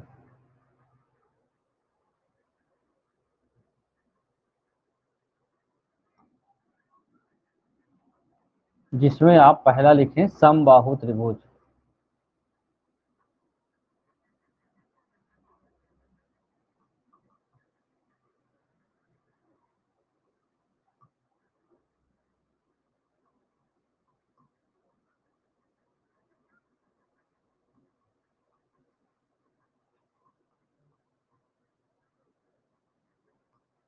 समबाहु में क्या होगा, भुजा के बारे में ही बात की जाएगी, कोण से अभी कोई लेना देना नहीं है, भुजा के बारे में बात की जाएगी। और यहां पर होगा ऐसे त्रिभुज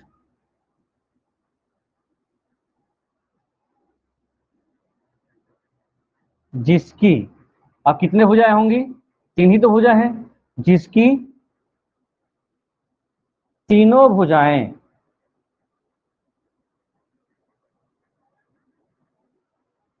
बराबर या फिर इक्वल है या फिर समान हो।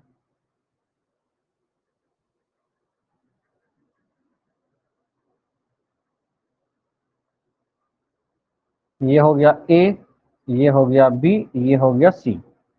इसमें एक ऐसा निशान होता है, देखे होंगे भुजाओं में एक सिंगल लाइन या डबल लाइन भी कर दिया जाए तो वो क्या कहलाता है, ये बराबर है इसके, ये बराबर है इसके, तीनों एक इक्वल हैं।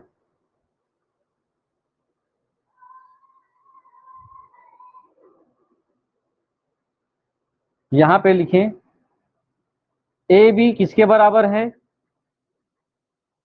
ए बी ये भुजा बराबर है दूसरी भुजा बी सी से, और बी सी बराबर है किससे, ए सी से। ये समझ में आ रहा है, तीनों भुजाएं ए बी बराबर है बी सी, ये जो साइड है वो एक दूसरे के बराबर है। समबाहु त्रिभुज में अब आते हैं इस पे कि आखिर समबाहु त्रिभुजों में होता क्या क्या है। मैं एक समबाहु त्रिभुज अभी बनाया था, उसको देखिए, ए बी सी। अभी हमने क्या देखा है, ये बराबर है, ये बराबर है, अब ये बराबर है, ए बी बराबर बी सी और बी सी बराबर ए सी। अब आगे क्या है, आप लोगों के लिए एक कॉन्सेप्ट ये है कि परिमाप सुने हैं, परिमाप, परिमाप किसको कहते हैं, सुने हैं? मेजरमेंट नहीं, पेरीमीटर।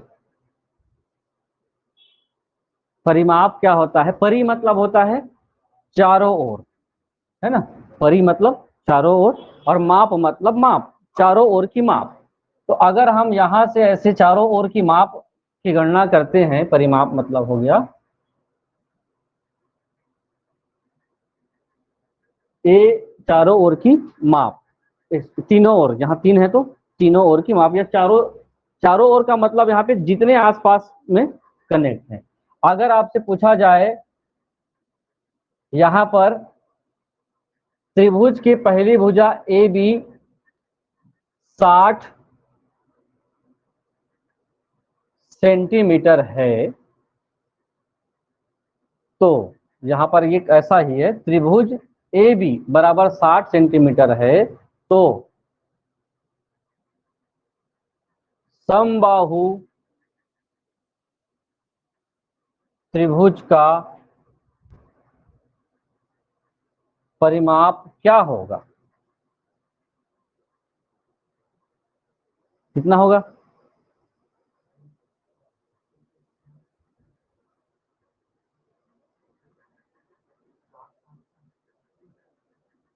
ये 60 है, तो कोई भी अगर एक भुजा 60 है तो निश्चित रूप से दूसरी भुजा भी 60, तीसरी भुजा भी 60। यहाँ पर ये 60, ये 60, ये 60, तीनों ओर का जो माप है उसको आप क्या करेंगे, जोड़ेंगे। या दूसरा कॉन्सेप्ट ये है, आप क्या करें, परिमाप के लिए किसी भी मतलब ज्यामिति में जिसका भी आप परिमाप निकालेंगे जो किस एंगल का हो, 2D हो, है ना, 3D ना हो, तो उसके लिए परिमाप मतलब होता है चारों ओर की माप। यहां से टेबल का परिमाप निकालना हो तो यहां से लेकर ऐसे चारों ओर घूम जाइए, चारों का एरिया गिन ली, जोड़ दीजिए, जोड़ना है। अब सिंपल है, यहाँ पर क्या करते, परिमाप होता A B plus B C plus A C, ये है परिमाप। या हम दूसरे भाव में बोले, या लिख देता हूं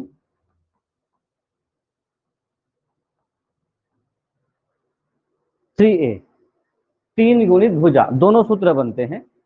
3 गुणित भुजा इसलिए किया गया है क्योंकि हमको ये पता है कि तीनों जो भुजा हैं बराबर होती है, इस कारण से गुणक के रूप में। अगर वो विषम बाहु होता तो 3 गुणित भुजा ना नहीं लिखते।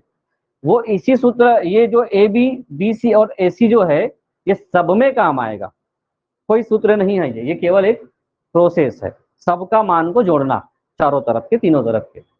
तो कोई भी समबाहु त्रिभुज का परिमाप होगा इस प्रकार से, ये हो गया 60 प्लस 60 प्लस 60, कितना हो गया 180 सेंटीमीटर।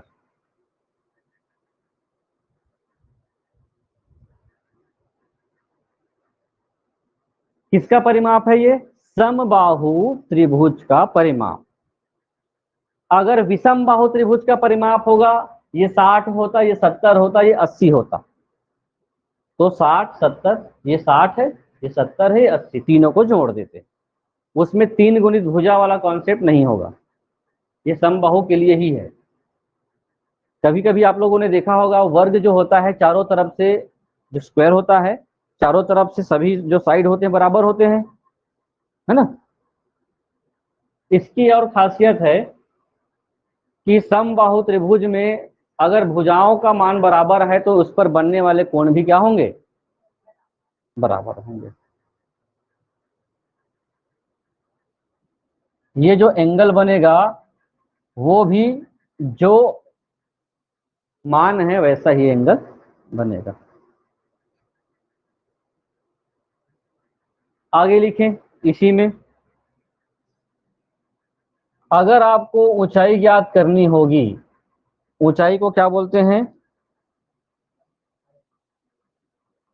शीर्ष लंब। हाँ, हाइट भी बोलते हैं और एल्टीट्यूड भी बोलते हैं।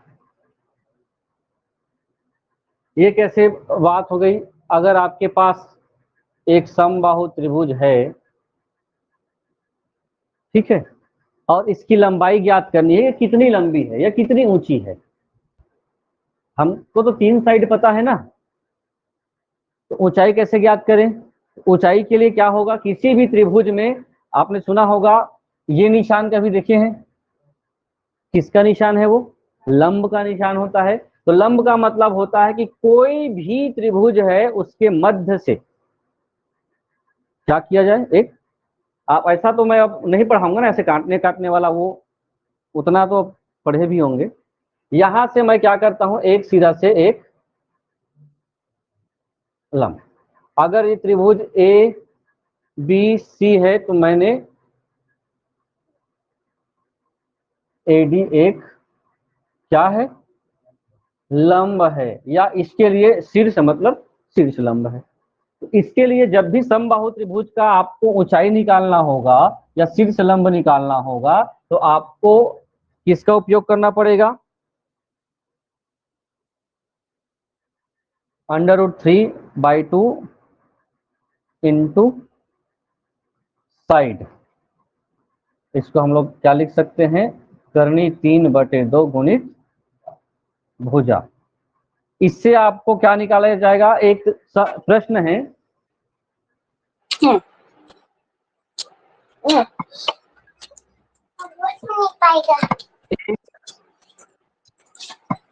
समबाहु त्रिभुज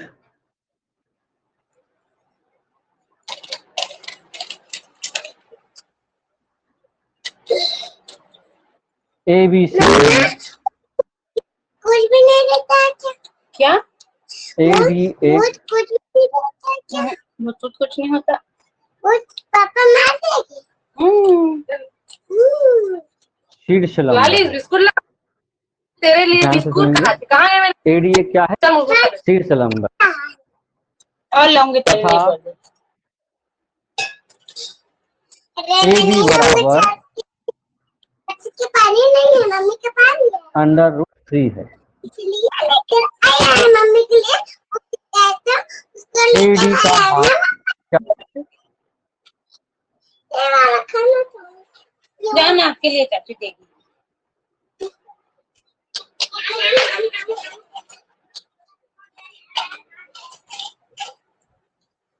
बताएंगे? एक एक भी कॉन्सेप्ट समझ नहीं आया क्या? बीच में खींची गई रेखा क्या है? लंब है। अब जो मैं इमेज वहां छोटा सा बनाया हूं उसी में एक प्रश्न है कि एक समबाहु त्रिभुज है और त्रिभुज एबीसी है ना? उसी के बीच में ए से डी एक क्या खींचा गया है? लंब खींचा गया। और ये बता दिया गया है कि एक भुजा की लंबाई, मान लो ए और बी का मान, हाँ, √3 है। तो आपको उस लंब का जो है हाइट निकालना है। ये जो प्रश्न है ये फार्मूले को समझाने के हिसाब से चल रहा है ना, इसके प्रश्न बहुत सारे हैं। अभी मेरे को अभी अगला अगला भी बताना है। अभी आज इसको कॉन्सेप्ट को लेना है, जल्दी से बताएंगे और इसको भी बताएंगे। मोबाइल जब तक चल रहा है तब तक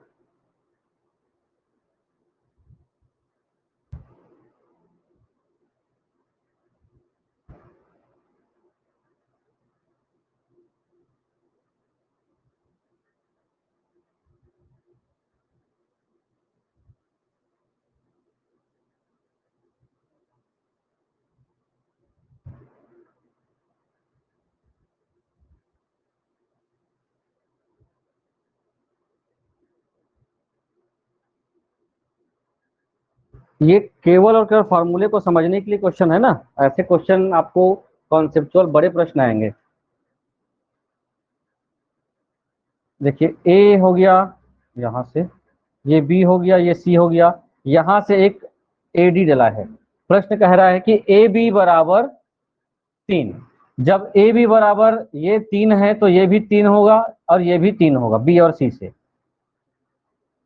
और किसी भी समबाहु त्रिभुज में अगर आपको निकालना है हाइट तो आप किसका यूज करोगे? √3/2 इंटू साइड। और साइड का मान प्रश्न में दे दिया गया है। अगर आप किसी एक साइड को जानते हैं तो सबकी भुजा एक ही होगा। तो वर्गमूल 3/2 गुणित वर्गमूल 3। आप लोगों को पता है दो वर्गमूल अगर सेम है तो दोनों का गुणा होता है तो पूर्ण संख्या बनती है ना? जब अगर दो को दो टुकड़े में बांटना होगा तो वर्गमूल 2 लिखते हैं, अर्थात दोनों का गुणक है ये 2। वैसे ही 3 के मामले में 3 का गुणा हो जाएगा 3/2, जो फाइनली किसको दिखाता है? 1.5 को। या 3/2 भी बोले या 1/5 भी बोले।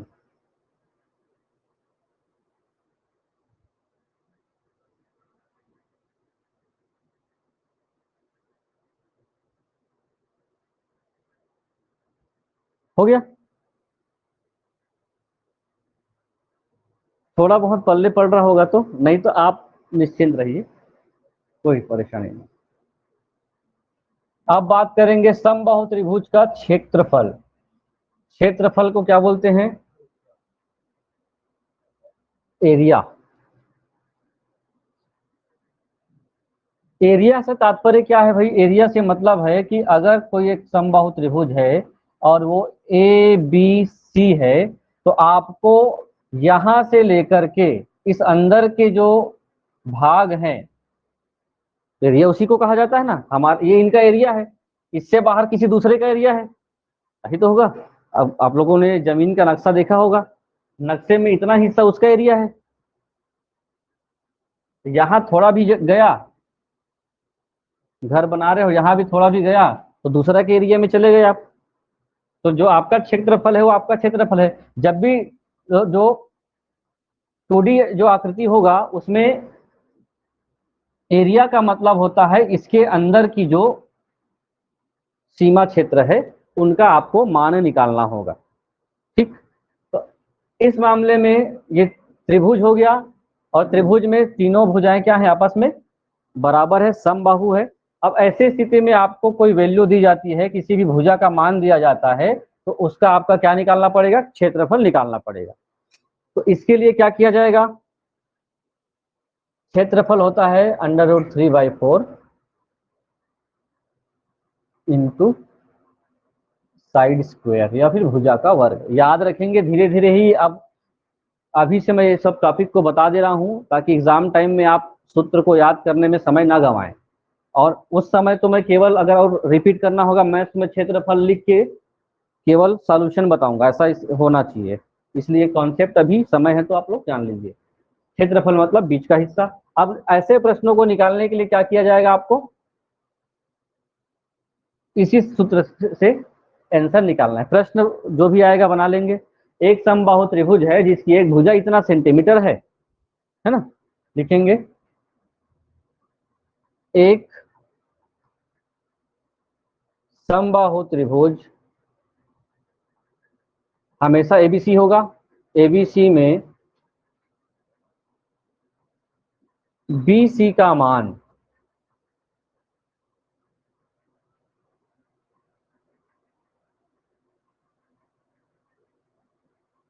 बीसी का मान है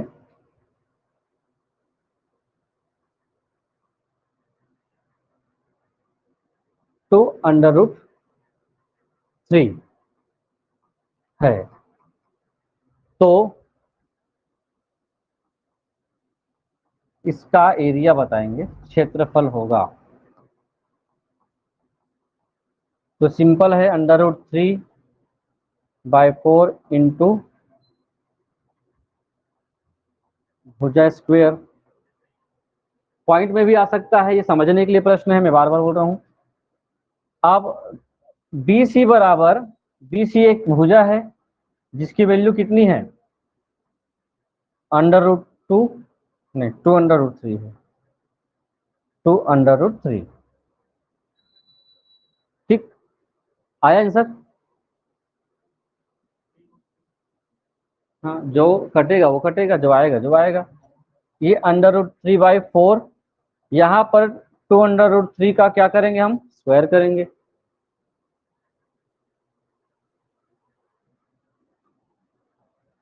उसके बाद हम इसको अगर एक्सप्लेन करते हैं तो ये हो गया 4×3 होगा। अभी बताया ना, 2 का हो गया 4, और ये आधा होता है, ये पूर्ण हो गया 3 हो गया। इसका मतलब है 12। यहां से ये आपस में क्या हो गए, कट गए। बचा क्या, इधर 3 बचा है और ये 3 बचा। इसको अगर हल करें तो क्या लिखेंगे,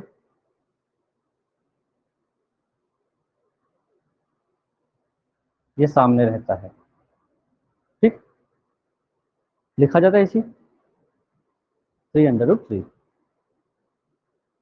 3 पूर्ण संख्या है और ये आधी है। इसको आप ऐसा भी लिख सकते हैं 3√1/2। कई कॉन्सेप्ट हैं, 3.5 भी बोल सकते हैं इसको। आपको इसमें करनी का मान भी पता करना पड़ेगा। जब वर्गमूल 2 होता है इसका मान क्या है, वर्गमूल 3 होता है इसका मान क्या है, दोनों का मान हमेशा ध्यान में रखना पड़ेगा।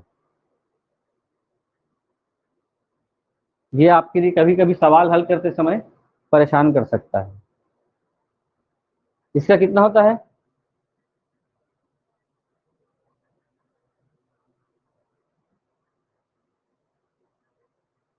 इसका पता नहीं अंदर का। इसका 1.414 होता है क्या, 414 ना, इसका 1.73 है।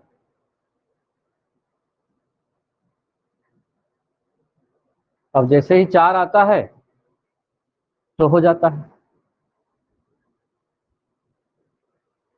732।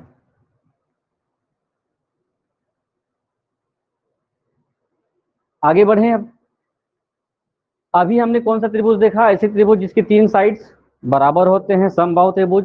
समबाहु त्रिभुज का परिमाप निकालने के लिए क्या करेंगे हम लोग, तीनों का जो भी मान दिया रहेगा उसको जोड़ देंगे। बीच का जो लंब निकालना रहेगा तो क्या करेंगे, आधा √3/2 इंटू भुजा। क्षेत्रफल में वही चीजें बढ़ जाती है, डबल हो जाती है। 2 का क्या हो गया था 4, अब भुजा में क्या आ गया, स्क्वायर आ गया।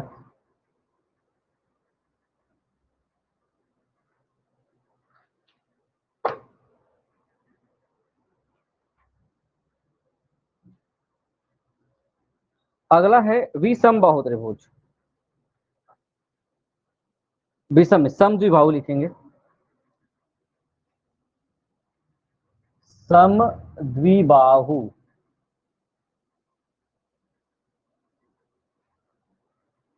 सम द्विबाही त्रिभुज यह हो जाएगा आइसो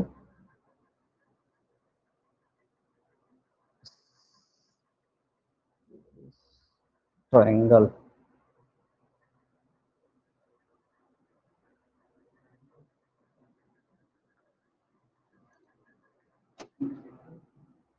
वह त्रिभुज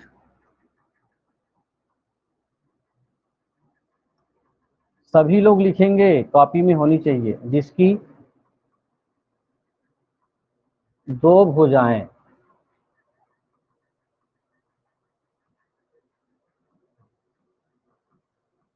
बराबर हो, समान।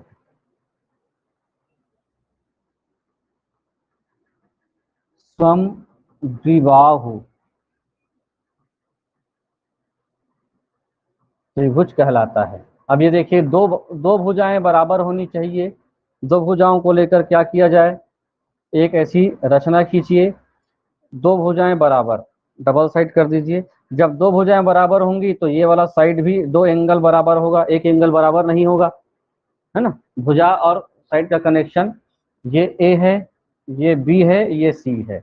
हमने क्या लिखा है, भुजा ए बी किसके बराबर है, ए सी के। ठीक, ये अगर 10 होगा तो ये भी कितना होगा, 10 होगा, और ये कितना होगा, या 8 होगा या 12 13 हो सकता है, लेकिन इससे बराबर नहीं होगा।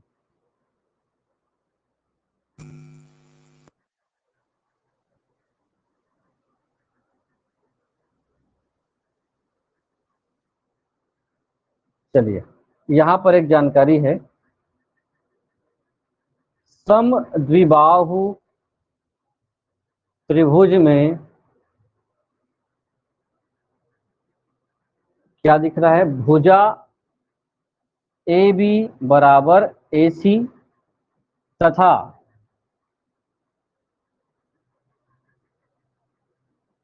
कोण, जिसको हम लोग बोलेंगे बेस एंगल, आधार कोण, कोण बी बराबर कोण सी। दो ए बी अगर बराबर है ए सी के, तो उसके एंगल जो कहां पर बन रहे हैं, इस आधार पर दो एंगल बन रहे हैं, ये वाला एंगल, ये वाला एंगल बराबर होगा। जहां से ये बन रहा है, हमेशा ध्यान रखेंगे, ये एंगल बराबर नहीं होगा। जहां पर भी बेस पे जो बन रहा होगा वो ही कोण बराबर होंगे। सीधी बात कि अगर ए और बी यहाँ पर क्या बन रहे हैं, बराबर है ए और सी के, तो ये जहां पर तीसरा जो लाइन है उस पर एक जो कोण बनेगा वो आपस में बराबर होंगे। दो कोण बराबर, दो भुजा बराबर, दो कोण बराबर हैं, दो भुजा बराबर है। इसके कुछ गुण धर्म लिखें। बोर तो नहीं लग रहा है ना, लग रहा होगा तब भी पढ़ना है आपको।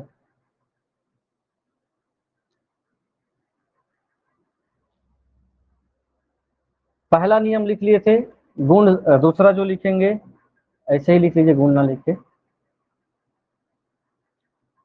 इसका जो है एक शीर्ष लंब, या हम क्या बोल सकते हैं, माध्यिका बोला जाता है। जैसे अभी समबाहु में क्या हम लोग पढ़ रहे थे, हाइट बोल रहे थे, या फिर हम लोग अल्टीट्यूड बोल रहे हैं, एल्टीट्यूड। तो शीर्ष लंब या माध्यिका क्या होता है इसमें, वो लिखें। अभी जो आधार, ये आधार है ना, आधार पर ही दो कोण ऐसे बन रहे थे। ये आधार बिल्कुल ध्यान रखेंगे, जो एंगल बनता है आधार में ही बनता है समद्विबाहु में।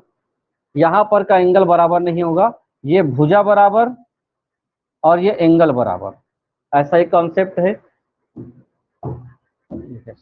अब इसमें अगला जो बिंदु है वो लिखेंगे असमान भुजा।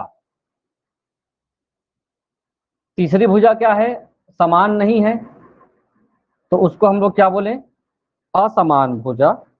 इसी को हम लोग बोलेंगे, क्या हो गया,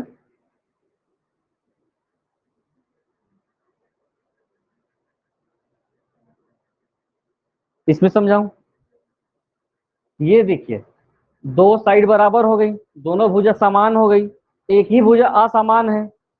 असमान भुजा को हम लोग किससे इंडिकेट करेंगे? B C. बी सी एक लाइन जो है इन दोनों से अलग है, ठीक है। तो जो लंब बनेगा, लंब जो खींचा जाएगा, ये जो असमान भुजा है उसके मध्य से खींचते हुए असमान जो एंगल है उसमें जाके जुड़ेगा।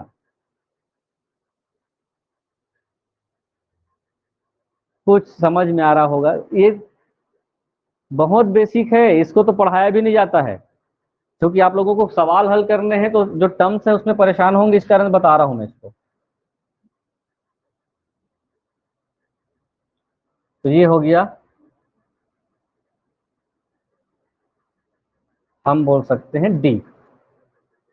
आ रहा है आप लोगों को समझ में क्या पीछे? आप लोग को हाँ या ना सही से बताओ। नहीं आ रहा होगा तो देखिए, उसी को पहले बना देता हूं भाई।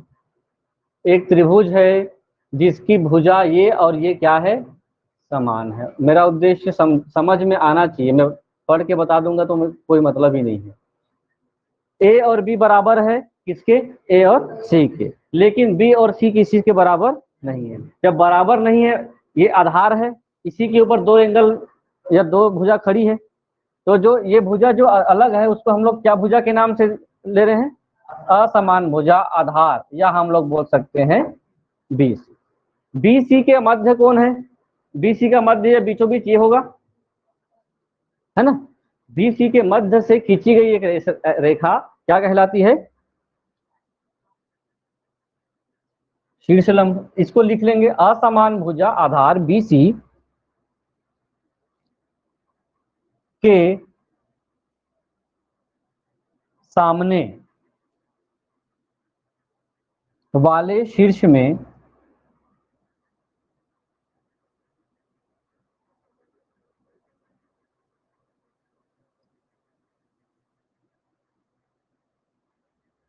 डाला गया लंब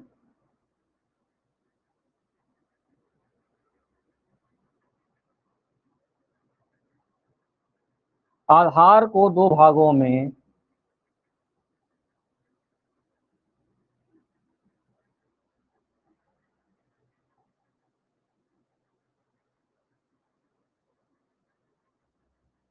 बांटता है और शीर्ष कोण को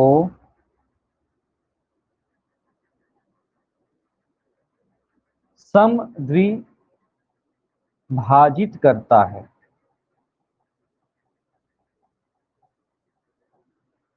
तो यहां देखिए जो बातें कही जा रही है लाइन टू लाइन समझिए। ये असमान भुजा हमने मान लिया था जिसका हम लोग दोनों से अलग है। ये इस अलग थलग के सामने वाले शीर्ष में, ये सामने वाले शीर्ष में क्या किया गया है? एक लंब खींचा गया या लंब डाला गया। तो जैसे ही हम लंब को यहाँ डालते हैं, यहाँ पर क्या बात की जा रही है? आधार को दो भागों में बांटता है। आधार, इसका नाम दे देते हैं डी। तो इस बी सी को किसमें बांट दिया? बी डी और डी सी। ठीक, अगर मैं बोलूं बी डी की, बी और डी की जो लंबाई है 8 सेंटीमीटर है, तो आपको बीसी, बीसी कितना है? 8 सेंटीमीटर। तो बीडी का मान कितना होगा? 4 होगा। यहां से यहां तक 8 है, यहां से यहां तक 8 सेंटीमीटर, तो यहां से यहां 4 और यहां से यहां 4, तो 4 और 4 8। तो ये बात समझ में आ गई। जैसे ही हम एक लंब खींचते हैं तो जो आधार है, आधार को कितने भागों में? दो भागों में ये बांट देता है।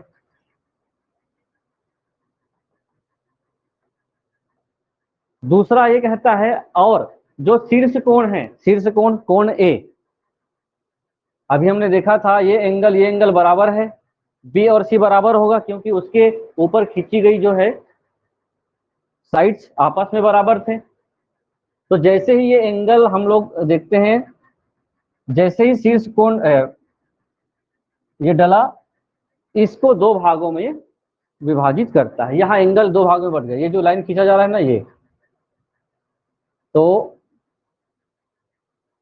कॉन्सेप्ट क्या है?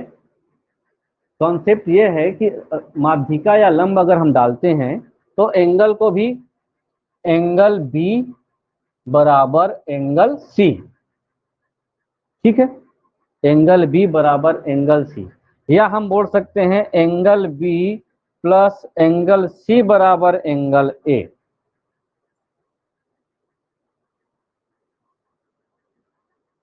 ये नहीं समझ में आया? अगर हम ए की बात करें तो यहां पर जो एंगल है, यहाँ एंगल दोनों को बराबर भागों में बांट रहा है। क्योंकि अभी भुजा है तो भुजा की बात करते हैं, फिर एंगल में आएंगे तो फिर एंगल एंगल फिर आप कंफ्यूज हो जाएंगे। हटा दूं क्या इसको? माध्यिका समझ में आ गया है? अब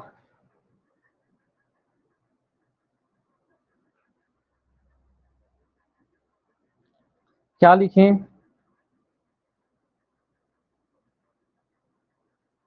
हाँ, परिमाप,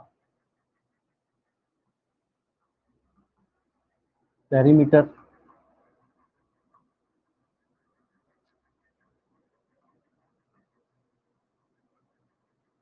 परिमाप का मतलब क्या हो रहा था? परिधि बोल देगा, परिधि बोल सकते हैं, वो वृत्त के मामले में होगा। चारों तरफ या तीनों तरफ का जो क्षेत्र है उसका। चलिए यहां पर मैं एक फिर से वही त्रिभुज बनाता हूं। ये बराबर है इसके, ये ए हो गया, ये बी हो गया, ये सी हो गया। एक भुजा है, इस भुजा को मैं नाम देता हूं भुजा ए, ठीक। ए बी को हमने स्मॉल ए का नाम दे दिया, बी सी को मैंने बोल दिया बी, और इसको बोल दिया सी। तीन भुजाएं हैं। तो ए बी बराबर है ए सी ना लिख करके ए बराबर सी लिख देंगे, ठीक है। सिरों का नामकरण ना लिख के ए और सी लिख देंगे ऐसा। तो हम अगर सी की जगह ए ही लिख दे तो अब सोचो, सही है कि गलत है? सही है, क्योंकि इसका नाम सी है, सी का नामकरण किया गया है जो इसके बराबर है, तो हम इसको या तो ए बोले क्योंकि ए बराबर ए है। अगर यहाँ पे भाई बात आ गई, जहाँ 10 होगा तो यहाँ मैं 10 ही लिखूंगा, आपस में बराबर है तो, और ये कम ज्यादा है तो कम ज्यादा, ठीक। तो परिमाप क्या होगा? मान लो यहाँ पर 8 सेंटीमीटर है, तो परिमाप निकालना होगा तो A plus B plus C, A B C. या हम क्या कर सकते हैं, 2a प्लस बी, संभावित चीजें 2a प्लस बी भी हो सकता है। तो परिमाप क्या लिखें? 2a प्लस बी, या हम साधारण भाषा में लिखें a plus B.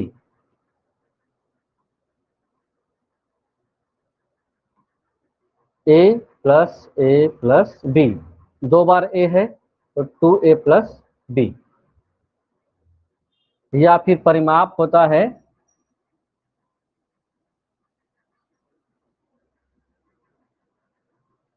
Some of तीन भुजा, तीनों साइड का योग, तीन भुजाओं का यहां लिख सकते हैं योग। परिमाप का ये तरीका है।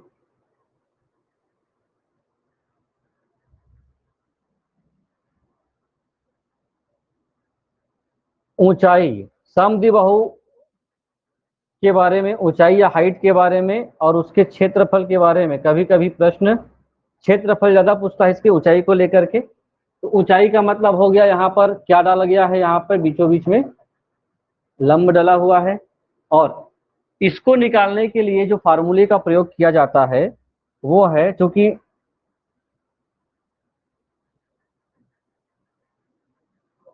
1/2 √4a square minus B square. ये इसको हल करने के बाद ये आंकड़े को छोड़कर ना ए और बी, उसके साथ साथ ये आधा है, आधे के हिसाब से ये फार्मूला बनकर आता है। सबसे कठिन इसका जो है समद्विबाहु का क्षेत्रफल निकालना और ऊंचाई निकालना, जो परेशान हो सकते हैं आप लोग। तो ये फार्मूला आप ध्यान रखें। अब जैसे ही ऊंचाई मतलब आधा भाग हो गया यहाँ से यहाँ, और जब एरिया की बात की जाएगी तो एरिया का मतलब हो गया फिर ये जस्ट इससे बड़ा क्षेत्र 2 है तो ये 4 हो जाएगा, जैसे हाइट में हो रहा था। तो ये हो गया b √4a माइनस बी।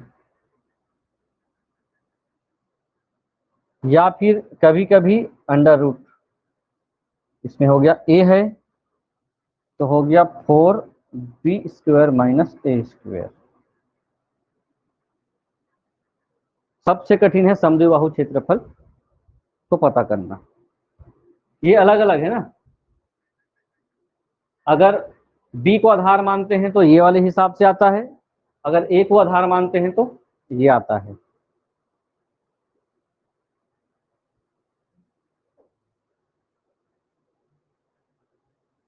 जल्दी से एक और देख लें, विषम बाहु।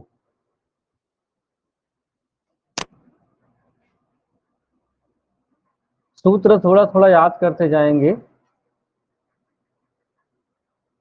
ये कोई ट्रिक नहीं है सूत्र को याद करने का।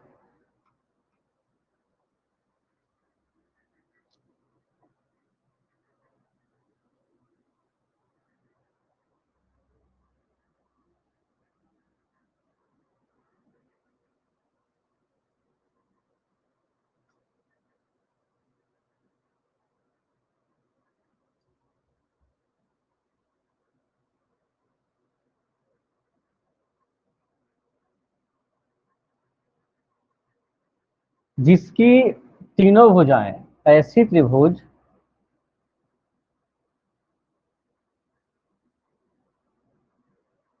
जिसके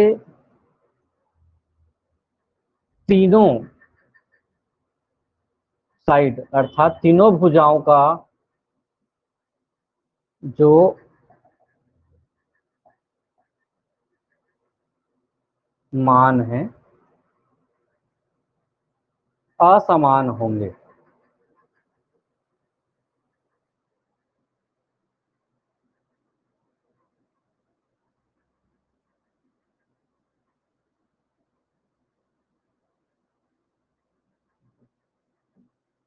ये हो गया 4 सेंटीमीटर, ये हो गया 6 सेंटीमीटर,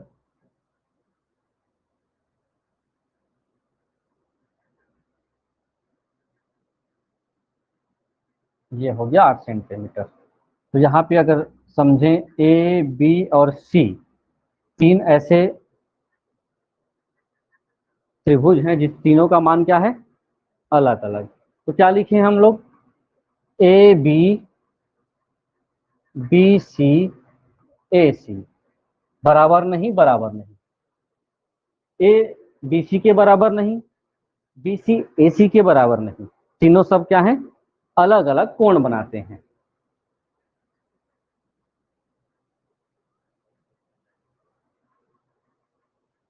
तो ऐसी स्थिति में आपको निकालना होगा इसका पेरीमीटर या परिमाप। परिमाप के लिए मैं इसको कुछ नाम दे दूं, इसको मैं बोल देता हूं ए, इसको बी, इसको सी। साइड्स को अलग अलग नाम दे दिया मैंने। ए का मान है 4 सेंटीमीटर, बी का मान है 8 सेंटीमीटर, सी का मान है 6 सेंटीमीटर। मैं ए बी बी सी और ए सी ना लिख करके ऐसा इनको नाम दे दिया। तो परिमाप क्या होगा, ए प्लस बी प्लस सी।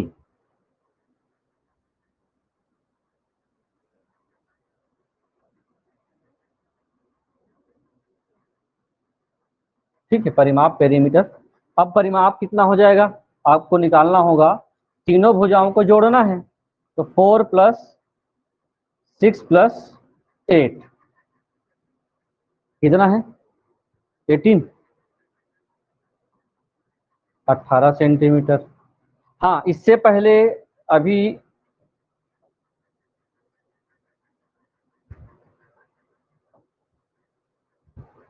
क्षेत्रफल निकाले हैं, तो क्षेत्रफल में हमेशा जो आंसर जो आता है वर्ग सेंटीमीटर में या वर्ग मीटर में आता है। ये अभी सवाल हल करते करते आपको ध्यान में लाना पड़ेगा।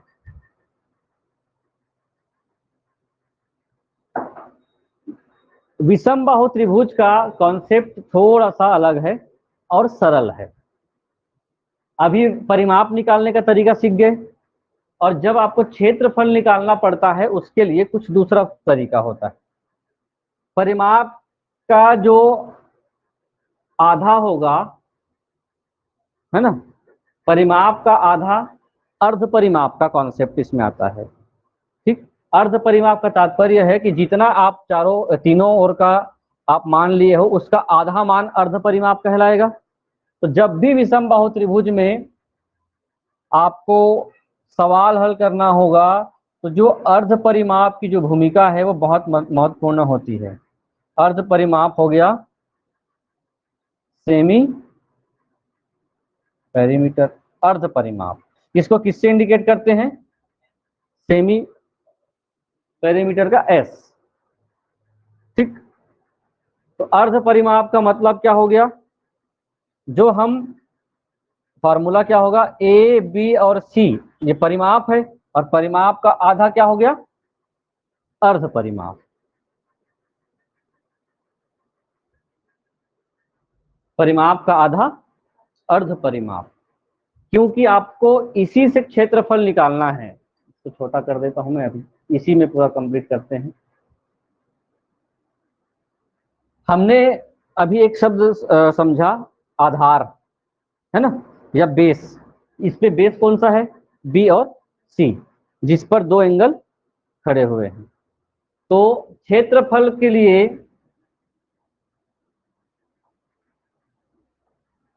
अगर कभी आपको प्रश्न में ये ए और बी सी के मध्य अगर लंब दिया हो तो विषमबाहु त्रिभुज का क्षेत्रफल अलग तरीके से निकलता है। अगर त्रिभुज के तीनों साइड्स का मान दिया हो तो उसका क्षेत्रफल अलग तरीके से निकलता है। अब इसको समझे कैसे? हम पहला तरीका देखते हैं। अभी हमने परिमाप निकाला, परिमाप निकालने के लिए ए बी और सी को क्या किए? केवल जोड़ दिए। जब उसको हमको अर्ध परिमाप करना होगा, आधा करना होगा, तो हम उसको 18 है तो 2 से भाग देंगे तो 9 हो जाएगा। यही तो हो रहा है ना अभी। यहाँ पे क्या था, तीनों को जोड़ने के बाद कितना आया था? 18, तो अर्ध परिमाप होगा 9। तो जब भी आपको तीनों भुजाएं दी हो और क्षेत्रफल निकालना हो, ध्यान से सुनेंगे विषमबाहु त्रिभुज के परिप्रेक्ष्य में, जब क्या दिया हो? तीनों साइड दिए हो और क्या निकालना हो? क्षेत्रफल निकालना हो, तो सबसे लंबा प्रोसेस करना पड़ता है अर्ध परिमाप का सहारा लेकर के, वो है वर्गमूल के अंदर। सूत्र भी याद हो जाएगा आपको। सूत्र कैसे याद होगा? वर्गमूल के अंदर सबसे पहले एस लिखेंगे, उसके बाद उस एस में पहले ए को घटाएंगे, फिर एस में बी को घटाएंगे, फिर वो एस में सी को घटाएंगे। ये इसका फॉर्मूला होता है। याद करने की जरूरत नहीं है, आपको बस क्या करना है, एस सबसे पहले अर्ध परिमाप निकालना ही पड़ेगा। तो ये कब के मामले में है? जब आपको क्या दिया हो? तीनों साइड का मान दिया हो। अब इस बीच में लंब या माध्यिका किसको कहेंगे? लंब या माध्यिका कहते हैं जब कोई बी और सी के बीचों बीच क्या किया जाए? समद्विबाहु त्रिभुज में लंब खींचे थे। तो अगर आपको यहां पर लिख देता हूं, यदि लंब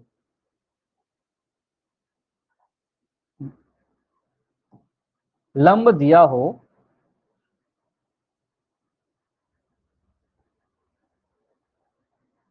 तो लंब का मतलब ही क्या होता है? लंब का मतलब होता है उसका हाइट, उसकी ऊंचाई। तो तो क्या करेंगे, तो क्षेत्रफल क्या हो जाएगा आपका विषमबाहु त्रिभुज का 1/2 गुणित आधार गुणित ऊंचाई। इसको हम ऐसे भी लिख सकते हैं,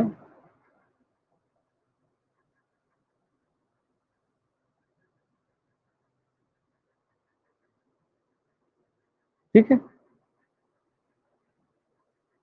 हाफ इंटू हाइट का h और बेस का b।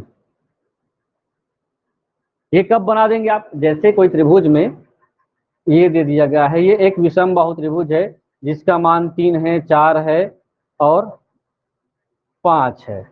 यहां पर लिखा गया है a, यहां पर दिया गया है b, यहां दिया गया है c। a से d पर एक लंब है जो h बराबर है 7 सेंटीमीटर, ठीक है, क्या है 7 सेंटीमीटर। निश्चित रूप से इनसे बड़ा ही होगा ये।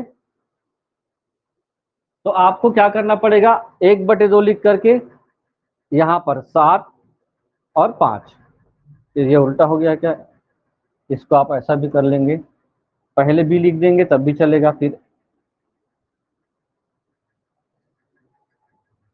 यहाँ पर आधार की जगह में 5 लिखेंगे, यहाँ पर 7 लिखेंगे और हल कर देंगे, 17.5 आएगा। 5 7 35 और 35 का आधा 17.5, 17.5। कल आप लोगों को कोण के आधार पर, और कोण के आधार पर सबसे ज्यादा महत्वपूर्ण उसमें समकोण है, और समकोण को ये जो सूत्र जो अभी बताया, क्योंकि वहां पर आधार भी होगा और लंब भी होगा और कर्ण भी होगा, जिसमें पाइथागोरस प्रमेय पढ़ना पड़ता है, ठीक है। पाइथागोरस का जो प्रमेय है उससे वो समकोण बनता है। अधिक कोण और न्यून कोण त्रिभुज तो आपके लिए ठीक है। चलिए कल देखें, कल कोण के आधार पर और इसमें प्रश्न बनेंगे, आपको क्वेश्चन हल करना पड़ेगा।